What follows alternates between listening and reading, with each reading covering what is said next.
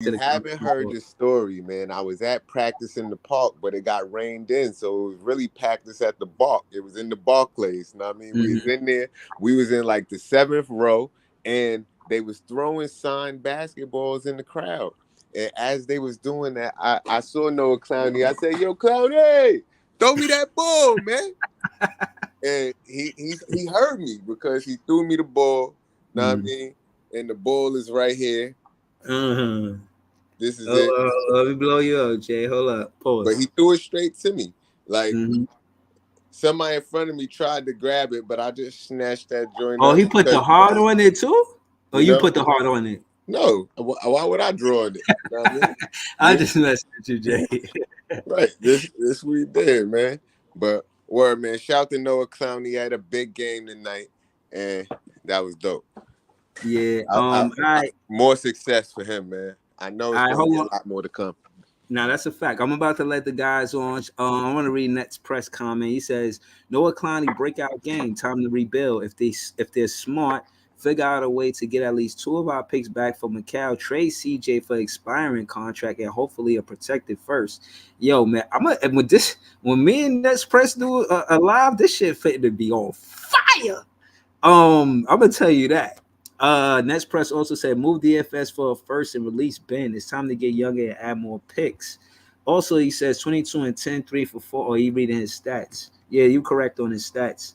All right, I still wish we'd have took that Jalen Green deal, and I know that's in the past. Talk about it. Talk about it. It's in the past at this point, but even if we move Mikal at the end of the season, we still should have moved him for his highest value ever, man. And it's crazy. So at the end of the season, you feel like he don't have the same amount of value that he did when we tried to get the deal in the beginning of the season. Just like Nets Press was saying, if we moving him for 1 first, they was offering Jalen Green and multiple firsts and another player. Yeah, and if we didn't take that deal, anything else is like, all right, yeah, we doing something, but we could have did something better if we would have made the smart decision already. But not even that though, Jay. Before any of those deals came about, we were offered like 4 firsts from Memphis. Memphis wanted them bad. Remember, before the season started, they was trying to get Mikal. They offered us like 4 or 5 firsts for Mikal. But my thing is, they believed in him though. Cool, they believed in him. But at the middle of the season, when it's trade deadline, they're offering you 2 to 3 first-round picks, a player, and another player, even if it's a player you don't really like. Oh yeah, you got to take that. After you seen the sample size that Mikal has put on so far this season, you would have to take that deal. There's no way in hell you watch Mikal for like a half a season or a 3/4 of the season and not think that this is not a guy that you can build around as a 1 or 2 option. There's no way. So so if you knew you overvalued them, you should have got off of him right there with that Houston deal. And Marks didn't do that. So I'm mad about that, bro. Yeah, no, I agree, man. Sean Marks, he's still on the hot seat. We know this. Shout out to Joey BK on the pull-up, man. We got Eskimo, Ivan Leaf, and LM in the building, man. Let's go to Eskimo, man. Talk to me, Eskimo. Yo, what's goody? How you? Well, Noah Clowney, man. I like him on the roster. I like keeping him and moving forward. I'm confident that he's going to get big minutes, and I think that we should have been starting him from the beginning of the season. But what you saw tonight, guys, man? Yo, share the live, everybody. Share the live. Not the beginning of the season, but tonight, good team win, and Noah Clowney is like the player of the game. You know what I'm saying? He did his thing tonight. And it just shows you that when I watch the game, even last game, the power forward position for this team is so necessary. Someone in that spot, it just shows that DFS is not a power forward. You know what I mean? Right. It just shows heavily, like, you get somebody in that spot, you know what I'm saying? The team is much better just having somebody in that spot. And no Clowney did his thing tonight. Hold on. I just want to say this to Nets Press. Nets Press, I see you got McCall and Cam Johnson on your avatar. Do you think they did enough? No, well, you kind of answered the question already. I don't think they did enough to have pull in the front office to say, no, we stay together or we walk. I don't think they got it like that anymore. But pretty much you answered that question already. Let's go to LM. Then we're gonna go to Leaf and Ivan. Yeah, man. Today was a good game, even though we got knocked out the play-in. But right, I was just watching for the young guys at this point. And what you I thought like of what them? I like. I mean, yo, it's crazy because when we first drafted Clowney, I was kind of off. You know what I'm saying? I was like, I don't know. There was other people there, but now, I mean, dude is dope, man. What he can do, his versatility, he can stretch he's like, I'll say he's more so like a Claxton, but a And Claxton he's that can only shoot. 19. 19. Right. So he only That's a lot of 19. I upside. mean, that's is mad upside. Only thing I didn't like at the game was them letting Siakam go on a run by himself, man. I mean, it was just run after run.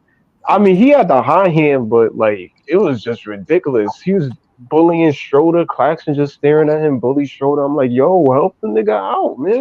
He was But bullying Clax, and then Schroeder was watching yeah, his Clax. he was killing Clax with the mid. I ain't No, gonna but hold you. That shit was water. You talking But about Siakam? Siakam, yeah. yeah. But It was other like than 4 that, or 5 straight plays. I think the underrated part was seeing Clowney and Wilson knock down them free throws. Even though in the clutch moments you need players that's going to be able to knock down free throws. That's a Clowney fact. showed he's capable of it, and Wilson showed that he's capable of it. So we really got good rookies. I gotta say shout out to Sean Marks, man. He did it Yeah. once again. So Hold shout out on, to the hold on. young guys tonight. Hold on. We about to go there. We about to go to Leaf and Ivan. I just want to say, Jonathan, no, my fault. Nets Press actually answered the question. He said they definitely have it to the question of Macau and Cam Johnson having enough pull to stay together for next season. He says Macau has completely fallen off. CJ's injury history and inconsistency has proven he's not worth the contract he has. I don't see how Sean views them as cornerstones. Yeah, that's real. That's real. That's real shit. Shout the Nets Press talking that talk. Leaf, man, Yo, talk to me. appreciate you for pulling up though, bro, for real. Yeah, nah, shout out to you, Nets Press. I follow you on Twitter too, man. I told Jay too. I'll tag you sometimes in the stream, but I follow a lot of your tweets. You know what I mean? I follow you on Twitter. I didn't even know you was heavy on IG like that. Jay told me you was heavy on IG. I gotta actually get my page on IG like some. But we're gonna go to Leaf real quick, man. Easy in the building too, man. Shout out to Easy. What's good, Leaf? What you saw tonight? First off, shout out to Nets Press for actually coming up with 2 major ideas to get CJ and DFS the fuck up out of here. But we gonna get to that later. But what I saw tonight, the first quarter we got out 11-4, and then we gave up like 14 to 16 straight fucking points. Right. We was getting pushed around. We was getting straight bitched out there, bro. It wasn't no effort. We was getting out hustled, bro. Like Tyrese Halliburton was out here looking like fucking defensive player of the year and shit, bro. By the way, that nigga don't have no bag in the half court set. Hey, he probably is a star. That nigga's very fucking overrated. Yo, Leave my fault. Tyrese Cut you Halliburton off for a second, bro. But that was pissing me off that we was not getting no fast breaks for real at first. It was nothing but the half court stale, not trying to push the pace. And right, has KO changed the philosophy from pushing the pace to being more in the half court? yeah. Well, that's a question. That's a question. I mean, to you or anybody, but not to cut you off. I think he has because he's allowing the rebounders to push the pace off the rebound. Because the thing is like I noticed like Wofford is gonna push the pace no matter what. Right. Whether I don't give a fuck what Wofford's stat line is, he's going to push the pace. That's all it is to it. Second, the lineups that we ran after the first quarter was key fucking lineups. But like, yo, Trendon Wofford at the point guard, bro, and basically Cam Thomas is the shortest player in our goddamn lineup. We emphasize height. We emphasize mobility. We emphasize youth. When we had that lineup in the game, when we had The only part I really didn't like about it was Finney Smith and Cam Johnson being on the court at the same time. I don't like them all. But to get to the second quarter, bro, we got on the run. We started to fight back. Leaf. We don't need you to go through the whole game, bro. We trying to go. I'm not gonna go through the whole game. I'm just gonna go through little parts of each quarter. That's it. I swear. That's all I'm gonna do. I'm a basketball. Yeah. The second quarter, we went off for 40 points. Everybody know you long-winded, Leaf. Stop. Nah, he said he swear. I believe him. The second quarter, Classic came back in and sparked the energy, bro. Like which led to the 40-point second quarter, bro. And then the third and the fourth quarter, we held the lead for the most part, but it was kind of shaky at the end. But with them 4 straight step back for fadeaways from Siakam, but we managed to win the game, and we managed to push the Pacers in the fucking play-in too. So I know. Well, Clowney, I've been telling you about Clowney, yo. I've been telling you about Clowney. I've been saying like, yo, we need a stretch big to space the floor. I mean, if y'all saw, like, he was wide open, we can attack the paint. And I've been saying this multiple times. Our problem this whole year, that's why offense look better, is that we have too many people that stand in the paint. Ben Simmons, Sharp, Claxton, like that's 3 centers that do the same thing. Mm-hmm. And you see they couldn't cheat off of Clowney because he gonna shoot threes. I mean, I feel like it's all about switching it up, switching to another bag. And I know people was mad about Siakam shooting all those mid-range. I take that any day because if we would have double teamed him, the Pacers are a 3-point shooting team, man. I take a 2 compared to the open 3 any day, to be honest. But that's my take on it, to be real. They was bricking tonight. Yeah, now shout to you. Yeah, now shout to you. Listen, Ivan, that was a dope take. Nets Press says if you decide to start up a page, hit me up. We'll get you right so you can grow. I appreciate that. Before I forgot my last thing that I want to say. I think this is a theory. I think Kevin Ali. This is what Kevin Ali always wanted. He won Clowney over Sharp. I think that's what he wanted. I think he's starting to realize it, and I think this is what he wanted to do all along. I mean, to be honest. Okay. This is. I'm gonna go back to Jay, not yet, but because Easy is on the panel, we definitely gonna go back to Jay. But I know now Noah Clowney and Daron Sharp is 2 of Jay's favorite players, to my knowledge. But I'm gonna get to the comments real quick, and then we're gonna go to Easy. Nets Press said if we were to grab Donovan, we need to find a way to get Cat. That's really the only somewhat successful trio I can see working. Another issue though, you would be sacrificing Daron CT the only. I can't sacrifice Cam Thomas. I can't. I can't. I just can't. But yo, Easy. Hold on. Let me read these next 2 comments. Nets Press said picks we have left in 2027 through 2029 and potentially CJ Clax. That's a lot to give up for 2 guys combining for $90 million and all 28 and older. Very small window of no future again, like we're in now. I agree with you, Nets Press. I'm not trying to. I think that's the problem with Sean Marks trading away the talent that he got. That's the real problem. But again, I don't want to read all these comments. I want to get back to the panel.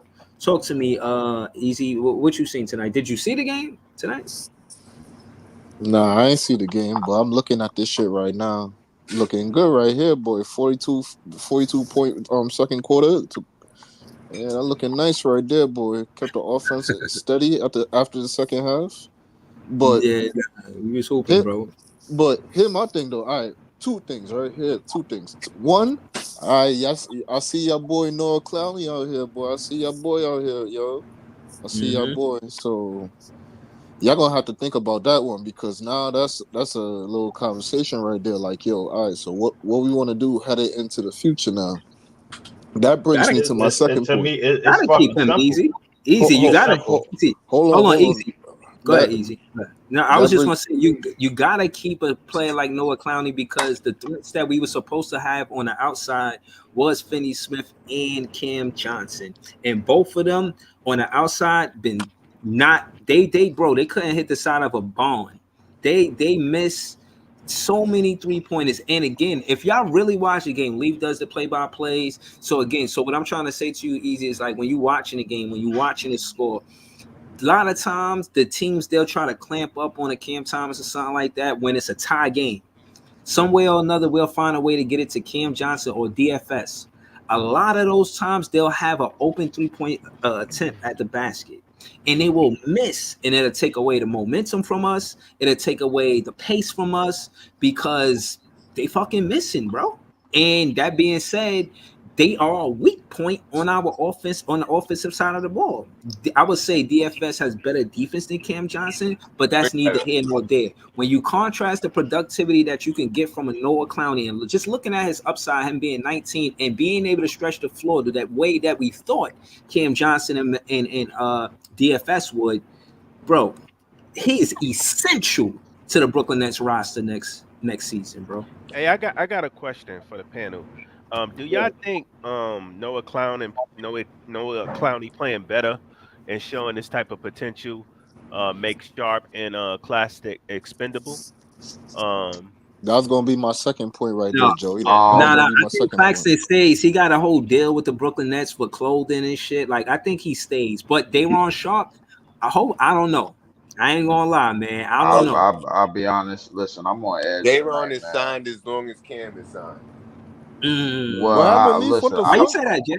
Why you say that, Jay? No, I'm just saying they signed their contract at the same time. They signed. They did sign their contract at the same time. What the fuck? Why you on edge, my nigga? What happened? We won tonight, my nigga. Nah. I know we won, but it's just. Nah, this is a bittersweet win, bro. Because it is. It's one of those. Look, I've been saying for weeks we ain't deserve it, but it still sting a little bit knowing we can't even make the playoffs, even if we win every game from now on. I'll put it to you, not just why. All right, man. You see, this is what I be talking about, bro. No. I wasn't even gonna go there, bro. The reason why I'm on edge tonight is because everything that we've been saying about the young players on our roster have been 100,000% fucking true, and it seemed like we had to be deep in the shitter, like 15 games under 500. I understand, and this is right. Jay-Z made a song, "Easy Politics as Usual." And listen, I understand that, but when you got politics during failure, when politics is clearly leading to failure, then that means the politics need to get the fuck out the way, look themselves in the mirror, and realize what the hell is going on. That's what needs to be happening. What pisses me off is that a 19-year-old young man had to put up 22 and 10 off the bench, that's probably happened like maybe 5 times in the last 20 years, bro. Like that we could think about. That shit is crazy efficient too, but and crazy efficient too. At that, a young man had to put up 20 and 10 in 17 fucking minutes, bro. For somebody in that front office to not see what's going on the here. Plus the minus saying he's minus 14. Can I say one thing? The last two dudes to do something like that, Cam Thomas, Day'Ron Sharpe, and look where it get them to the back of the bench for 2 more years. Listen, I'm going to show the plus minus ain't everything. Because hold on, don't pay no attention. Don't pay no attention to that plus minus. Easy. No. I'm gonna put it to you this way, real quick. But my question was, I'm looking at the plus minus, right? So my question was going to be, was niggas getting their buckets off on Noah Clowney? Nah, he plays solid D. Yeah, his defense. Easy. I'm gonna tell you the truth about this kid Clowney, bro. I can't even believe he's 19 years old. So this dude is strong, man. Yeah. Like, that kid is strong. Like, I seen him stop Giannis, son. Like, not hold his own. I mean, let me not get too like. He's strong. This kid, he did an N1 like this Bridges had 17. The reason why the plus minus is like that because he got in foul trouble. That's the only reason why. But listen, the reality of this whole thing is that it's a whole bunch of people that Nets career is kind of at stake. But like Finney Smith is only because he on a 1-year deal. Cam Johnson is because he's expendable, bro, and you could get a lot for him, like Nets Press was saying. And Claxton, bro, and everybody leaning on the fact that Claxton got a clothing deal and shit or whatever the case may be. Listen. the whole decision to stay on the Nets, bro, in terms of free agency, is Claxton's decision and nobody's decision but his own. That's the reality of the situation, bro. Yeah, So but again, even from a player perspective, why would you? And not to say again, I won't speculate too much because it's. I mean, we still in this season. We're not even in the off season yet. But at the end of the day, it shows all the moves going towards him staying. That's why. But what the hell is bird rights?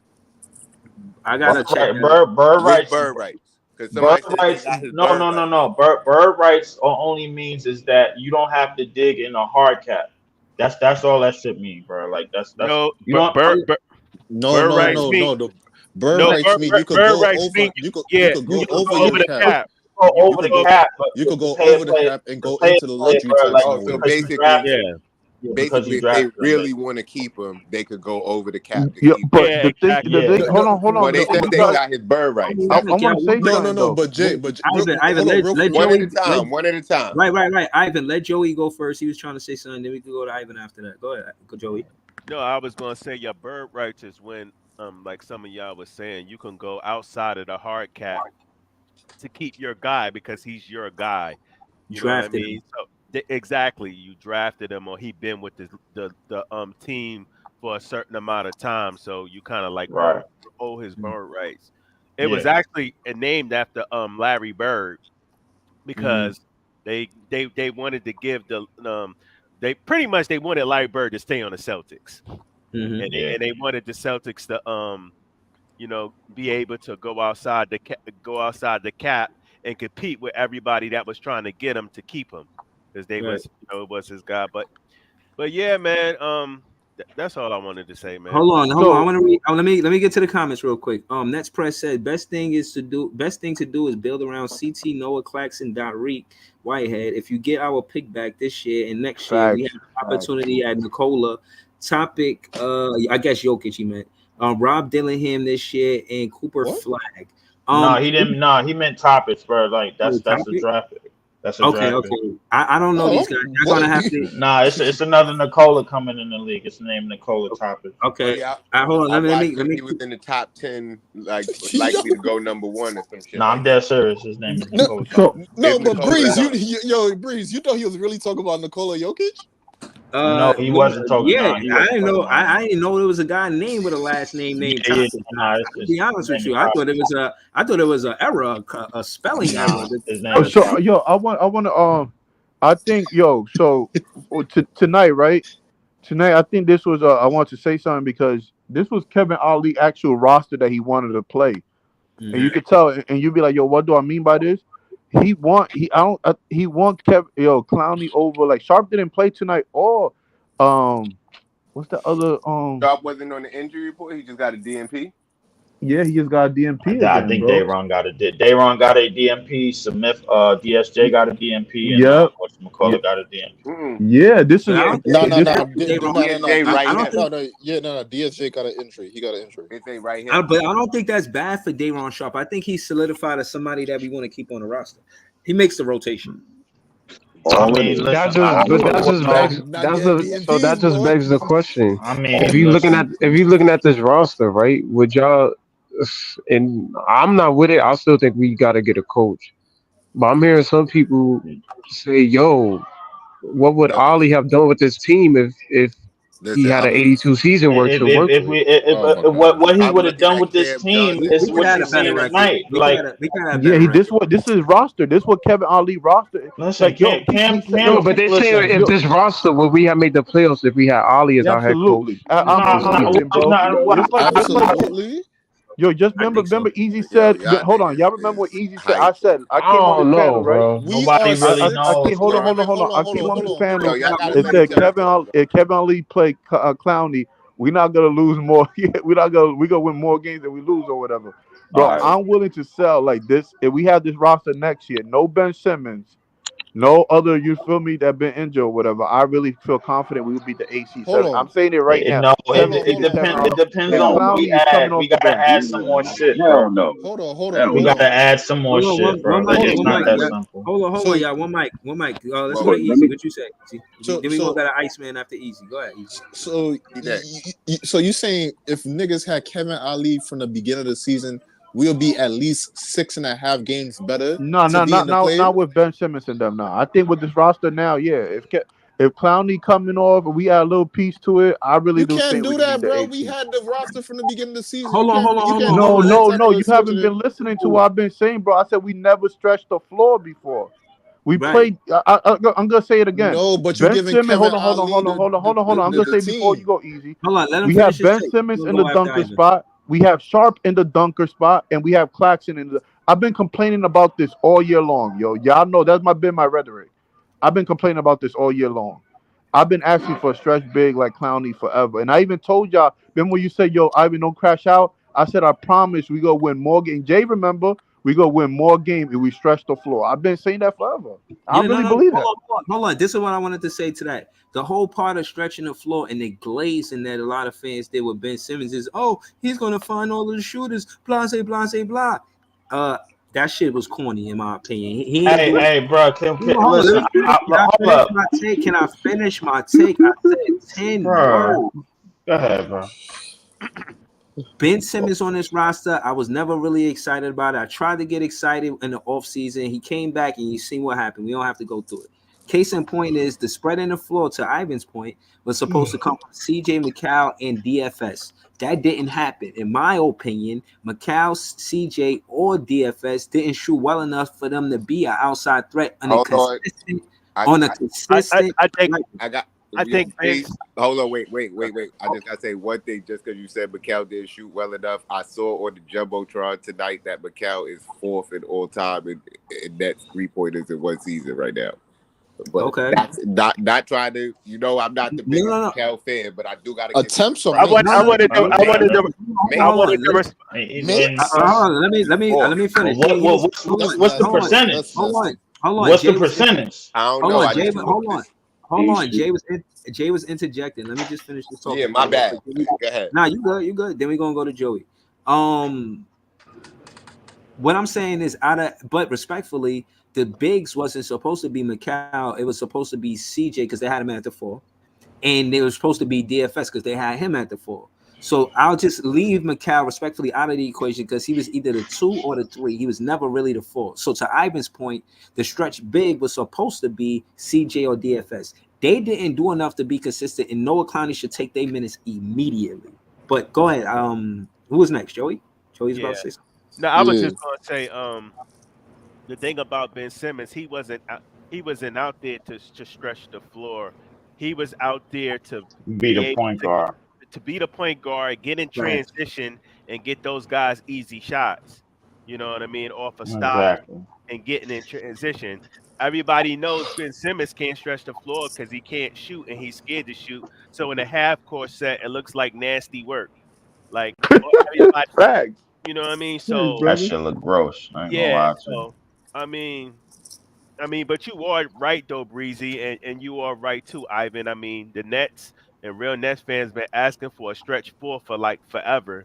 But I mean, maybe we finally got it in Noah Clowney. So let's hope he keep improving, keep getting better, keep staying consistent with his shot, and we should be good. Yeah. I'm not. Listen, I like that to never speak on bullshit name ever again up in this discourse, bro. Like I don't even call him by his name. You said bullshit. It's B and S. Yeah, come on, bro. Like we already know what it stands for. You know what I'm saying? But at the same time, to say that about Kevin Ali is disingenuous. So first off, we didn't have Struder. We had Dinwiddie. That's one. Thank you. And then number shit. Yeah. Shit witty, bro. And it was a couple of niggas up in this party. Well, we had Dinwiddie.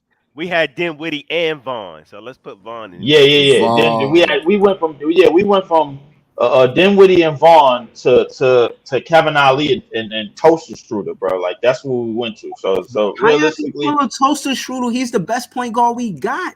Yes, I agree, Breezy. I don't understand that. It's like Struder. You know why I'm calling him Toaster Struder, bro? Because I've been calling him. because I've been calling him that before he got here, and ain't Because he shit be out changed. there getting cooked. That's why. Exactly. That nigga be Bro, getting nah, toasted. I think he holds the offense together. Like, hold on. He Let me holds ask. the offense I'm gonna together ask. to a certain thing, to a certain T. Hold But on. the I'm person, gonna ask the panel in the chat. Put some ones in the chat if Schroeder is good for this team. Put twos in the chat if he's not good for this team. the sample size ain't good I enough. don't think it's that simple.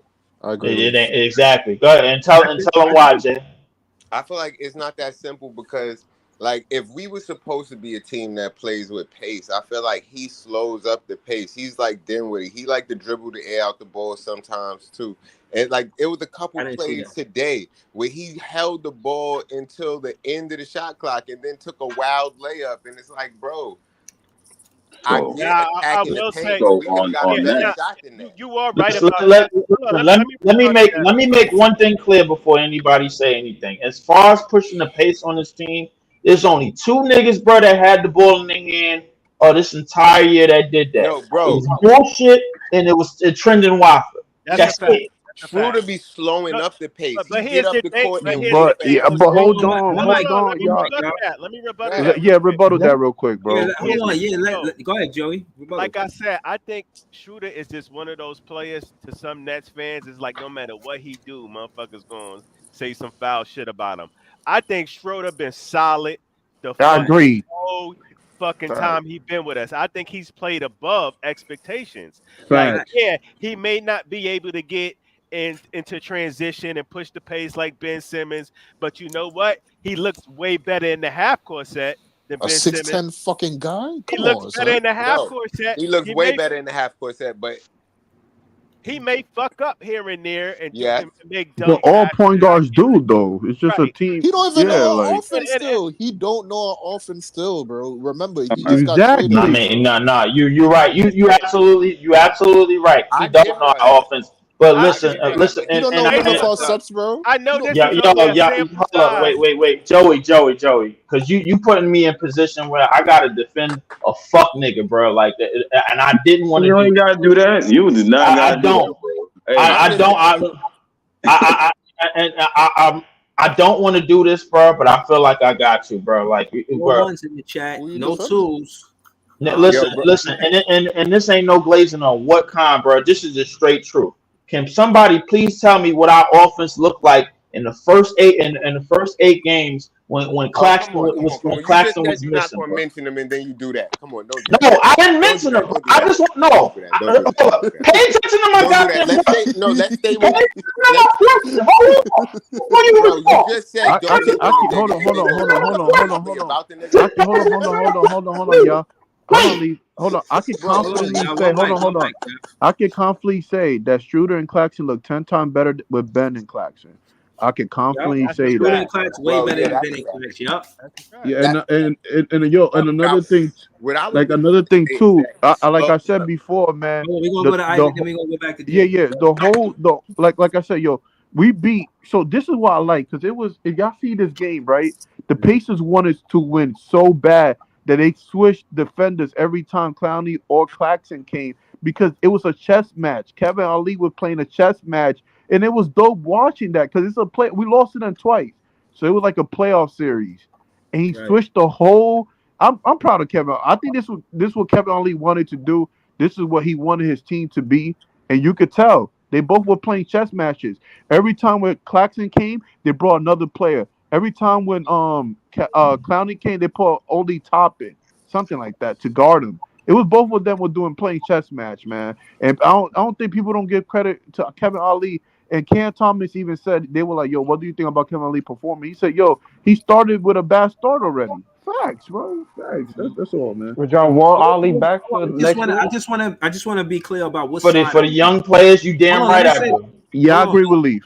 Hold on, just the side I'm on. Schroeder and Trendon Watford were better point guards than Ben Simmons and Spencer Dinwiddie. Oh, come back, bro. Some people not going to agree with that. Hold on. Wait. Hold on. Before you respond, as far as this year, bro. As far as this year, bro. If we mustering in total availability and everything else that they did on the court, I could agree with that. If you muster in it, So I understand that. But before I can go off, I want to say one last thing. I'm gonna listen availability and but Iceman, before you go off, because I want to add to Breezy point. I love the way we playing, and that's why I want to start Kevin Ali next year. We run 3-point guard. Struder run the offense. Walford run the offense, and Cam Thomas run the offense. So I feel like it gives the defense a different look. But you can go ahead, because I know you got rebuttal. So go ahead. Listen, what I was gonna say was, bro. Listen, and felt some type of way. You felt no, because I knew Iceman was gonna say something about it, bro. Listen, what I'm gonna say is this, bro. In terms of overall performance and availability, absolutely. And but at the same time, let's not act like we wasn't up here after the fucking Utah game when that tall nigga got off the bench and was putting up numbers in 15 minutes, bro, like and leading us to wins. And we had 130, 140 something fucking points. Ooh. Let's not do that. Let's not act like we wasn't like we. The nigga he said never. The one and only, the king from Australia. Bro, he ain't no king here. He's bullshit. Bro, he's a peasant, son. All right, let Eskimo go. Let Eskimo go. That nigga is a robber. He is a thief. He is a stealer, bro. That nigga needs to be deported. Simple. I'm not doing this no more, but listen, I want to go on and talk about. Hold on, bro. Yo, leave shit and rock. Shit and rock. I ain't even going to get on that. I just wanted to ask you some questions, bro.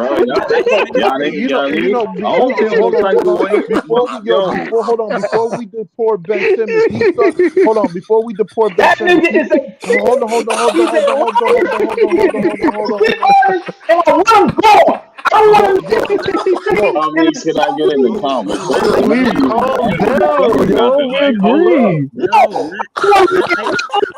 That's it. That's the end of it. That's why I'm ending in that. I want to have a discussion on this shit.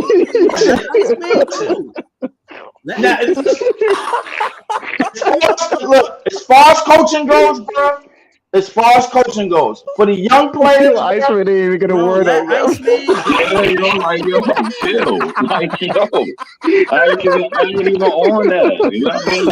For the jabs, the punches, and that. I ain't even. Can I get in the conversation? Like, damn. Damn, y'all spicy tonight. Like, what the listen, hey, before you go my Iceman, bro, listen, talking everybody, bro. We gotta fucking go around the panel, right? Come on, man. Right. But I just wanted to say to Iceman, I know you a Ben Simmons fan, but at this juncture right now, you gotta understand people gotta get their shit off about this nigga. Man, bro, I don't care about that. I speak basketball facts. I'm just trying to get in a conversation. No doubt. Right. Go ahead. My bad. That's my fault. Listen. Yo, you can take the anti-glazing shit off. No, let him talk, Lee. Yo. Let him go. All right. To James' question earlier. Ali didn't change he made the half court better, but he didn't change the pace. And because we had Dennis Schroeder, like you said, he's slow. He doesn't push the pace himself. And that changed the offense immediately from trying to be up pace. He slowed it down. So what Ali did was try to put the ball in Cam Thomas' hands and see if he could push the pace a little more than Dennis. So he kept McKell off ball.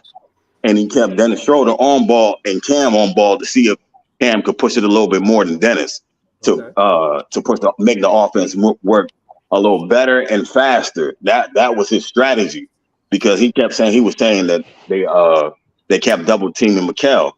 You know what I'm saying? So he wanted McKell to stop being on ball and let them two do all the on ball stuff. But to Lee's point, Trendon Watford is the only one that could push the pace that quick, along with Ben. Now, this Ben Simmons, I'll make this real quick. Dennis Schroeder do things that Ben can't, and Ben can do things Dennis Schroeder can't. And whatever you prefer. Hold on, chill. Whatever you prefer is whatever you prefer. But when you look at it, Dennis Schroeder can't get dudes open like Ben can, and we can't because of Ben's pace. We score more points, and the team shoots better with Ben at that pace. Now in half court, Cam Thomas himself and Claxton is better in the half court with Schroeder, and that's the way you got to look at the game. Yo, Iceman, hold on, let me rebuttal that. I think that's cap. You know, it's not cap, bro. I just explained it, bro. Like it's not cap. Hold on. Listen. Let me rebuttal it. Right. Let me. Schroeder not 6'10" though. Hold on. Let me rebuttal it. And again, I don't want to go back and forth. Again, remember we on Spotify, so I want everybody to be clear with their talking points because it's just better for the audio. So okay, the reason why I disagree with you, Eskimo, is because he don't shoot the 3-ball better than Ben Simmons. I mean, Schroeder shoots the 3-ball better than Ben Simmons. He's more aggressive at going to the basket and keeping the defense honest more than the Ben Simmons. He is an on-ball defender, 94 feet. He played more minutes than Ben Simmons. That's 4 things right. Free throws. Now, right, free throws. 5 things right there. Shooting overall, that nigga's better. And he got more like Brooklyn attitude. Ben Simmons is soft. Okay, that's cool. But so at the end of the day, Breezy. No, Eskimo, you said that there was better things that Ben Simmons did. There is things that he can do. I named 6 things that Schroeder do better than Ben Simmons. Name me 6 things or 7 things that Ben Simmons do better than Schroeder, please. Besides wear Balenciaga. Right. Exactly. That's cool. That's what I said. There are things that Dennis can do to make the conversation short that Ben can't. And there's things that Ben can do that Dennis can't. Like what? At the end of the day, that's what it is, bro. Dennis want to get into the conversation. Let's get into the conversation. Wait. I don't want to get into the conversation. We need to move on from this. Yeah, I'm not trying to get into the conversation, bro. I explained it. Hold on. The people want evidence, man. Nah. We need to move on from this piece of shit, bro. Like, listen, like Breeze. Listen, Breeze got his mind made up, bro. It don't matter. I was gonna make listen. Don't talk for nobody, bro. Everybody talk for themselves on here. You are endangered of getting cooked on this panel. If you pull up to this panel with some wild ass take and you ain't got nothing to defend it, I'm fried to a fricassee. So go ahead, Eskimo. Explain to me what else we talking about, bro? This conversation. Right, exactly. I already explained. Wait, hold on. Let me hold on, Breezy. Let me throw him some bail. I think the things that Ben do kind of better than Schroeder is rebound, and I think he played better defense. I think but other than that, what you mean? You said 10 to 40. That was not this year. This year he looks like a cone. Hold on. Can I throw him some more? I'm trying to throw Eskimo a light. Y'all saw how Siakam bullied Dennis last night, and y'all got the audacity to argue the defensive stuff. I know what Ben do. Let me throw him another lifeline. And another thing he does, I know a lot of people hate Ben Simmons, but y'all are doing all this with the anti-glazing going. He pushes the pace, man. That's why I'm not saying shit. He gets in transition, and he gets players easy. His players open looks. I ain't say shit. No, hold on. Hold on. This what he does with pushing the pace, right? Because, hold on. This is what he does. Hold on. Let me tell you Ben Simmons' game plan book right here. He pushed the pace, passed it, and stay at the perimeter. So hold on. Once you deny that pace, that transition, then what? He just gonna stand in the corner and look absolutely silly. Oh my God, bro. I don't want to get into this. Can we move on? Yes, this move forward, like, man, because dog, Ben style is an up tempo style. It's an up tempo style. Shoot the ball. Wait, so all right, so I want to pose a question. I want to pose a question. Hold on. We're gonna get to your question, LM. I just want to say two things, and I gotta say the shout to the Eskimo, but we ain't gotta have this conversation. He ain't even got Ben Simmons jersey on the avatar. Let's just leave it alone. So we're going to go to LM, right? And again, I stopped all that to say that Schroeder played more games than Ben Simmons already. So whatever. Yeah. LM, talk to me. What's your question, LM? So what I was going to say was, because it seems like from what I've seen, I think this team responds better to Ollie in terms of I agree, LM. Pace, in terms of movement, in terms of what I see on the court, locker room. Like, I feel like they respond better to Ollie. So what I'm saying is, or I guess the question I'm posing is, would an improved roster, if we, and I don't know if we're going to get Donovan, but let's say we don't get Donovan until 2025 or whatever. So I'm just talking about 2024.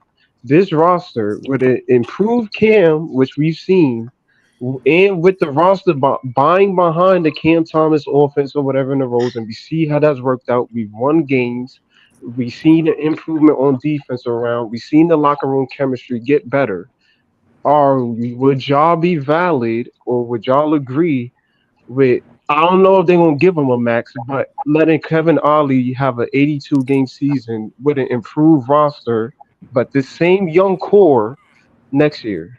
Yes, I want to see it. I want to see it. I would like to see it, but I'm gonna just give you a yes. Yeah. Yes, I would like to see it, but I would like to see additional pieces added to it as well. Okay. Hold on. Jackson is cool. Said, "Wow, God's good, bro." They played on the same in the same rotation. They actually did. They definitely did. Yeah, but go ahead. To answer your question, yeah, I like Ollie because again, I seen Jacque Vaughn in the post game interview. He said, "Oh, I should just ask the Cleveland coach what he did." And I seen Kevin Ollie in a post game interview say, "Yo, I know this and that happened, but I'm not going to give up on these guys." Wait, Breezy, did you see your boy Cam Thomas coaching Clowney? Yes. Yeah, he was coaching Clowney. Yeah. On the sideline. I've seen him doing that, and again, that shows to me leadership. God damn. To me, that shows leadership because, in my opinion, the first two seasons, you really didn't see Cam Thomas being vocal at all. He didn't even look like somebody social for real. He came out with a T-shirt that said "Ain't shit funny." So, case in point is for him to be taking this role to be vocal in the locker room, and you know what I'm saying, with the teammates, that says that he's going to invest in Cam Thomas. Cam Thomas it's definitely. Bro, to add to what Breezy was saying, it's definitely more of a comfort level. He's getting accustomed to being more vocal in the huddles and everything, and being Brooklyn is becoming his home. A lot of guys on that team is trusting him to make the decisions and become better at becoming a decision maker. But of course we know he can score, but like it's the other things that's gonna make him well rounded. Breach, you can take the anti-Glazer shit off now, bro. We done with that. No, that's for everybody. That's for everybody.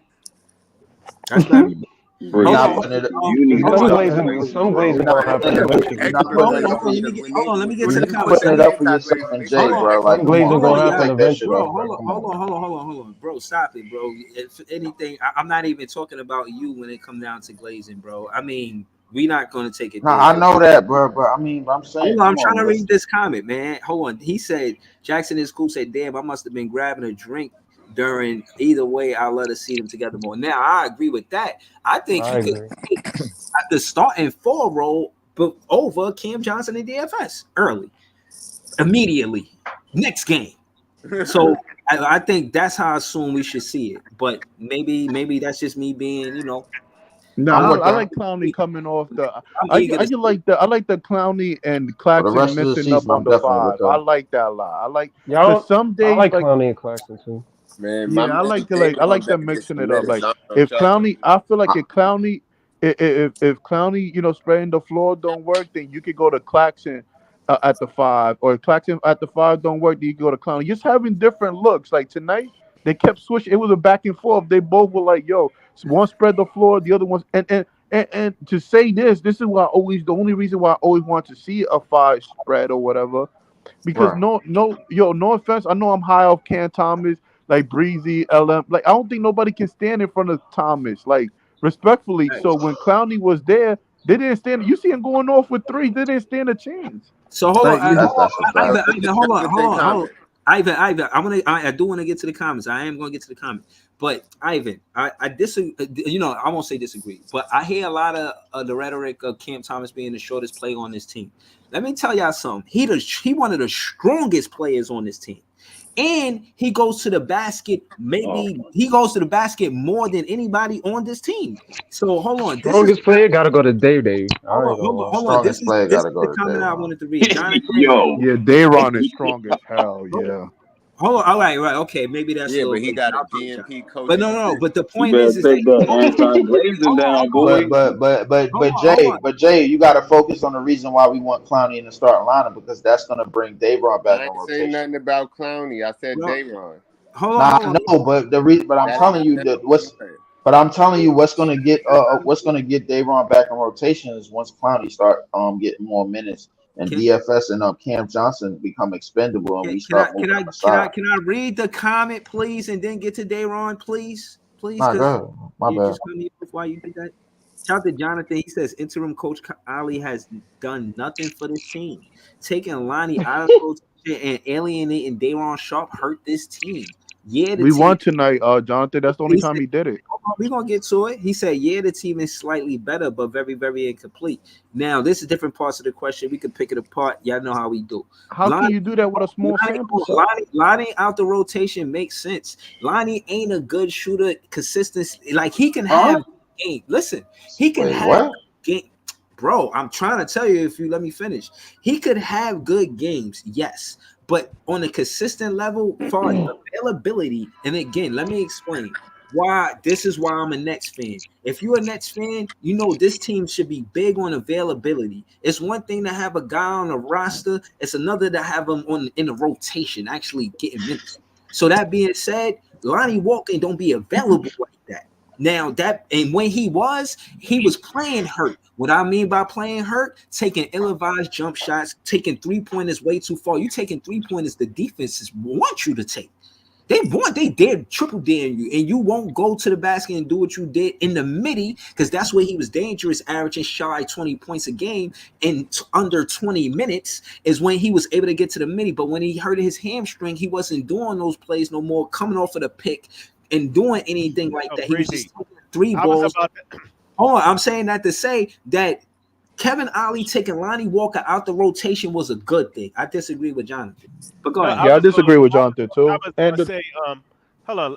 I think we need to give Lonnie a little bit of grace, though, man, because the first half of the season, Lonnie Walker could do no fucking wrong. Or before he got hurt. No, before he got hurt. And he got the best layup package on this team. I mean, the dude got hurt, and let's keep it a buck. Ever since that injury, he wasn't the same player. But I want to say something to that, to rebuttal to that. Wasn't he leading our bench? Wasn't he leading our bench in points? Before y'all, I think people mistake. Okay, for example, he was almost leading the league, bro. He was the top 5. Him and Quickly. You know, I do the KBN, so I know. No, and I agree, but I think the way I look at it is, for example, right? We all know Royce O'Neal's a good defender. I'm gonna use this analogy. But we had too many defenders, meaning like, we have already too many small guards with Schroeder and Cam Thomas. I feel like once we got taller and added Clowney into it, and longer, like I feel like we became, because that's what they needed. We got bigger, and I feel like we started winning more games bigger and longer. And that's all the NBA teams are looking for tall, athletic kids. I mean, we see it all over the league. Niggas that's and I feel like that's our needs. Lonnie Walker wasn't our need, even though he's wrong. Lonnie Walker. All I was saying is niggas is shitting on Lonnie like Lonnie wasn't balling before his injury. Let's get fact. And I want people to understand, because you're right.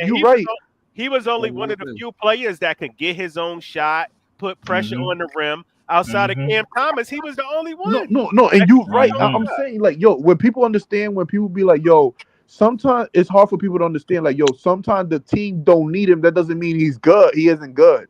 That's what people don't understand when it goes to blending a roster. You get what I'm saying? His trade value down, his money down. They don't want him his value to go up, so that's why they're not giving him a chance to. Thank you, Jay. Because he can get out there and drop 30 right now. So yeah, thank you, on that point, right? It's not that Kevin Ali wanted this team like that. It's just because Noah Clowney was balling out in the G League. Now, when you got veterans and you know what you got in Lonnie Walker, you know what you got in Daron Sharp. So what is what can these other guys do? Because Trendon Watford might not be here. You know what I'm saying? What can he do? Let's see what he can do. Like, let's see what they can do and put them out there. So, you know what I'm saying? While DSJ hurt, Johnson hurt, let's put these guys out there and see what they can do. That's what it is. It's not that, oh yeah, I want these guys out here. This is the way I want the team. It's not like that. You got to see what you got. Clowney been killing in G League. If no one checked his stats, I think he was averaging like 19 and 9 or something like that down there in the G League. You know what I'm saying? But Cam Thomas was killing it too. He didn't play either. But I think this was Kevin. I don't know. I'm not like I said. I'm not no NBA player. I think this is what he wanted, man. Cause they even asked him. They even asked him. They're like, "Yo, what happened to Sharp?" He like, "Nah, I wanted to see Clowney play more and stuff like that." And he even said in this interview post, he like, "I want him to shoot more too." I think he really gets a liking. What I just said, because of the G League, he's been doing all the stuff you see. He's been doing that down there. So yeah, now, but Cam Thomas can he do it? Can he do it up here? They still didn't get like no minutes like that. Yeah, but Cam Thomas, right? But no, but hold on. But listen, hold on. Listen, you know what it is too. I'm telling you, and again, and I said this in other words early in the stream. The fact that DFS and Cam Johnson couldn't be the stretch four. You know, Cam Johnson got the contract, big money, huh? Who offered the strength of Big Mikal Bridges, your friend, your twin, 20, your friend. Got you the big contract. Case in point is, you know, he wasn't the stretch four we needed. He was missing. He was breaking it. You feel what I mean? And so, but Breezy, he was a stretch five. Sonny was a stretch five. Hold on. So what I'm saying is, it wouldn't be no pressure for Kevin Ollie to get Noah Clowney if DFS and Cam Johnson was knocking that 3 ball down. And I agree. Hold on, but the thing is, the only reason why I disagree with Eskimo too. So y'all know today, like today's game was a lot of pressure, bro. For Kevin Ali to bring Clowney, that's a gamble. I mean, this game was very important, even though we didn't make it. This game was really, really important.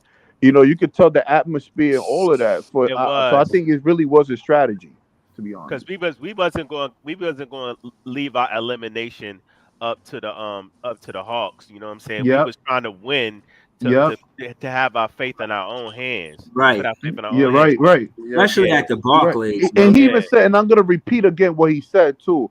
He said Sharp was mad at me the first time he did it. You could tell he just players. No, I seen that post game interview. I seen that. Yeah, like yo, he admitted it. He admitted it. This is what he want. This is what Kevin Ali want. You could tell, like he even gambled with it. And not only that, to prove he gambled with it, he even put Clowney in the fourth quarter. Now that takes some your balls. Listen, pause, like. But again, hold on. Again, I want y'all to know because Jacques Vaughn, he handpicked these coaches. And one of the coaches that he handpicked was Scott Burrell. And Scott Burrell, and again, shout to the Long Island Nets. They just advanced. Like, they playing well. But again, Scott Burrell, he was the head coach of the Long Island Nets last season. And again, I think he's really talking to Kevin Ollie like, yo, you know, we giving the credit to Kevin Ollie, but I'm telling you, Scott Burrell was the Long Island assistant. He was the head coach for the Long Island Nets last season. So anybody playing good in Long Island, trust me, Scott Burrell in contact with him like, yo, word, that's what Noah Clowney did? Oh, word? Oh, all right, send him up. So again, I'm saying we giving the credit to Kevin Ollie, but remember, Scott Burrell, man, remember I told you who he was, man. Yeah, you did. Ollie record still worse than Jacques Vaughn record after the trade to Atlanta last year. Yeah, but that's tough though, bro. Yeah, the team morale, you're already losing. Like, don't lie. His offense is worse, but his defense is better.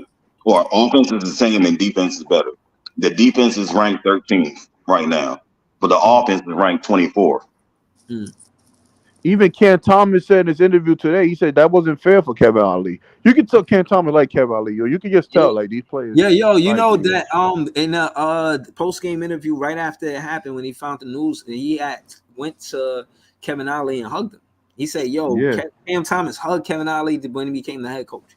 So like, I was watching Kevin Ali even like videos previously. Like I just did some research. Like kids like Font, he's just a good Durant.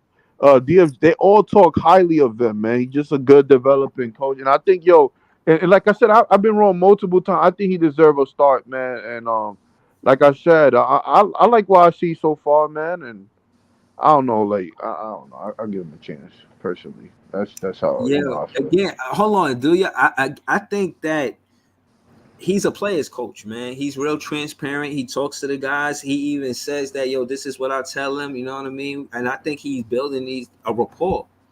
I mean, even he said one thing that he said too. I think hold on. You see how Nash and Jacque Vaughn, you don't think they're gonna be coaches in this league again? Kevin Ali gonna be a coach in this league, bro. Absolutely. Even if he might not be a head coach or whatever right away, I think he continues to be assistant coach until he's a head coach. And I think he's gonna get the look one day, bro. I think he gets the look. And I don't agree, know if Bree. has given him the look, but maybe we should. But we'll see. I agree, Breeze. A lot of Jonathan was frustrated that he didn't play Lonnie Walker and Sharp in the game. But look, that was coaching, bro. Like people get that was a phenomenal game plan that he pulled off, and it was win or lose. I thought it was very competitive, very smart, and what you guys were saying too. Even what Eskimo was saying, I think that's just genius. Having Schroeder, Cam Thomas, Walford run the offense, it just looks good. It always should have been like that. Having Lonnie, Clowney spread the floor. Having Claxton, like the center, and the thing too, what makes I like Clowney so much is that even if Claxton leave, right? Claxton come off when Claxton goes to sit down, we don't lose that much defense because Clowney just as well. Claxton's still better, but you get my point. He can hold his own.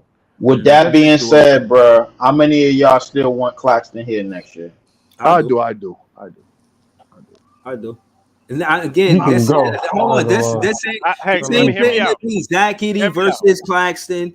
No, I'm not doing it. Hear me out. I want Claxton here. Still want Claxton. But we have to find a way to get rid of Cam Johnson.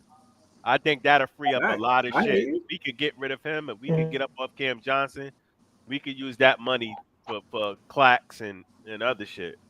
So I think we could all agree the first person that probably go would probably be DFS because he's on an expiring deal. That's the whole reason that's the whole reason for signing DSJ and Lonnie Walker to deals this year and getting Schroeder, who is going to be on an expiring deal next year, next season, and also DFS and Ben Simmons is going to be coming off the books after next season. So as far as money, we fine. As far as all the free agency plans, we could go fulfill those plans. Now the thing is what are we going to fill those plans around? Are we going to fill those plans with stars, or are we going to fill those plans with we going to fill that money up with like players that come in and is going to fill a role and going to be like the like a veteran type of guy, because don't get it twisted that DSJ, bro, like he brought something to the team, even when it went on a 1-year deal. Listen, Lonnie Walker, he brought something to the team on a 1-year deal. For the 1-year deals that these niggas is on, bro, him, DFS, Schroeder, they all brought something to the team. It's the niggas that we pay a lot of money to that we got a problem with. All I'm saying is how we making all these. That don't mean they should be on roster next year. That's all I'm saying. I ain't saying. Oh my gosh. So what we gonna do? What we gonna do, Breeze? We gonna fill the roster up with a bunch of young niggas? That's what we gonna do? Right. You still need veterans on the team. You still need veterans on the team. Hold on. Let me just be clear, right? Let me be clear. From what I can see, I'm gonna just go down the list. I'm looking at the roster right now. Dariq Whitehead, G League. Mikal Bridges, yeah. Kate CJ, no. How? I don't know, but CJ, no. DSJ, no. Lonnie Walker, no. Trendon Watford, yes. Ben Simmons, no. I don't know how they get him off the books, but do it. Keita Bates Diop, no. Jacob Gilliard, even though he hit a game winner in the G League, still no. He's 5'8". Jalen Martin, no. Dennis Schroeder, yes. Daron Sharp, yes. Noah Clowney, yes. Jalen Wilson, yes. Cam Thomas, yes. DFS, no. Nick Claxton, yes. Keon Johnson, G League. That's how I call it. Hey, hold up, Breezy. Since you called all that shit, bro, like now you said no to DFS, you said no to Cam Johnson. Where the rest of our wings at, bro? Like because the only wing that you counted, bro, was Jalen Wilson. Where the rest of our wings at? How was we flying with those wings?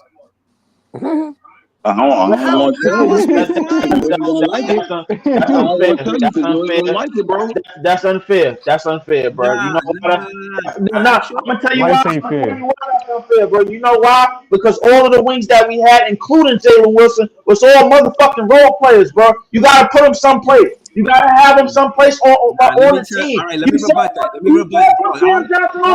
You said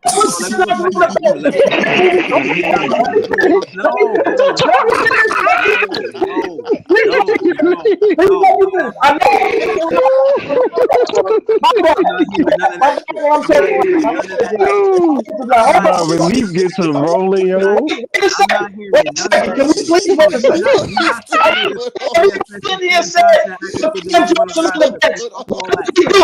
I'm not hearing none of that shit. I'm not hearing none of that shit.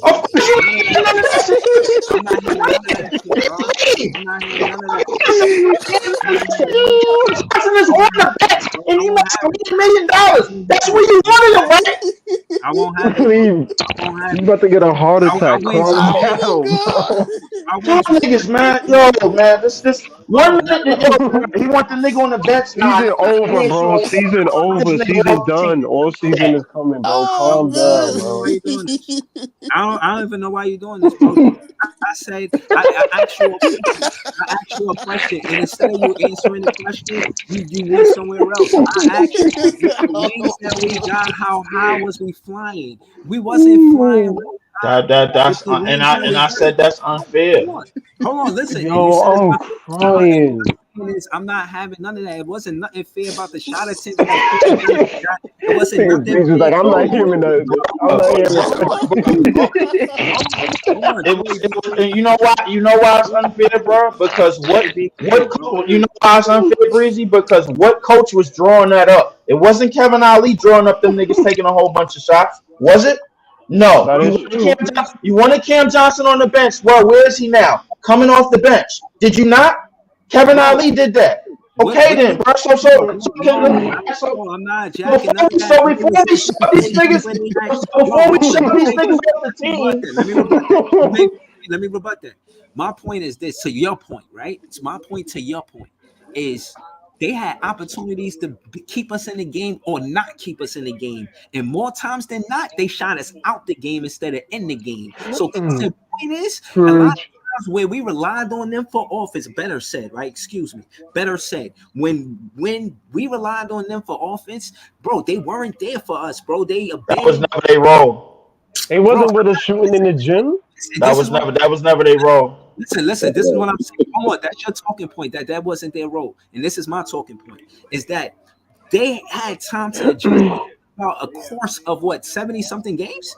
Bro, they did not adjust. Even tonight, he was 1 for 4. I was happy. Cam Johnson was injured for most of the season. Bro, so at the end of the day, that's the problem. He was injury prone before he got here. You wanted him on the bench, and now that's where he is. He was who he was before he got here. Bro, you missing a point, bro. And I'm just telling you this. And you got people like Joey BK86 that care about you. You say, hey, yo, bro, he about to have a stroke on the pod. Yo, bro, chill. Nah, he's about to have a heart attack.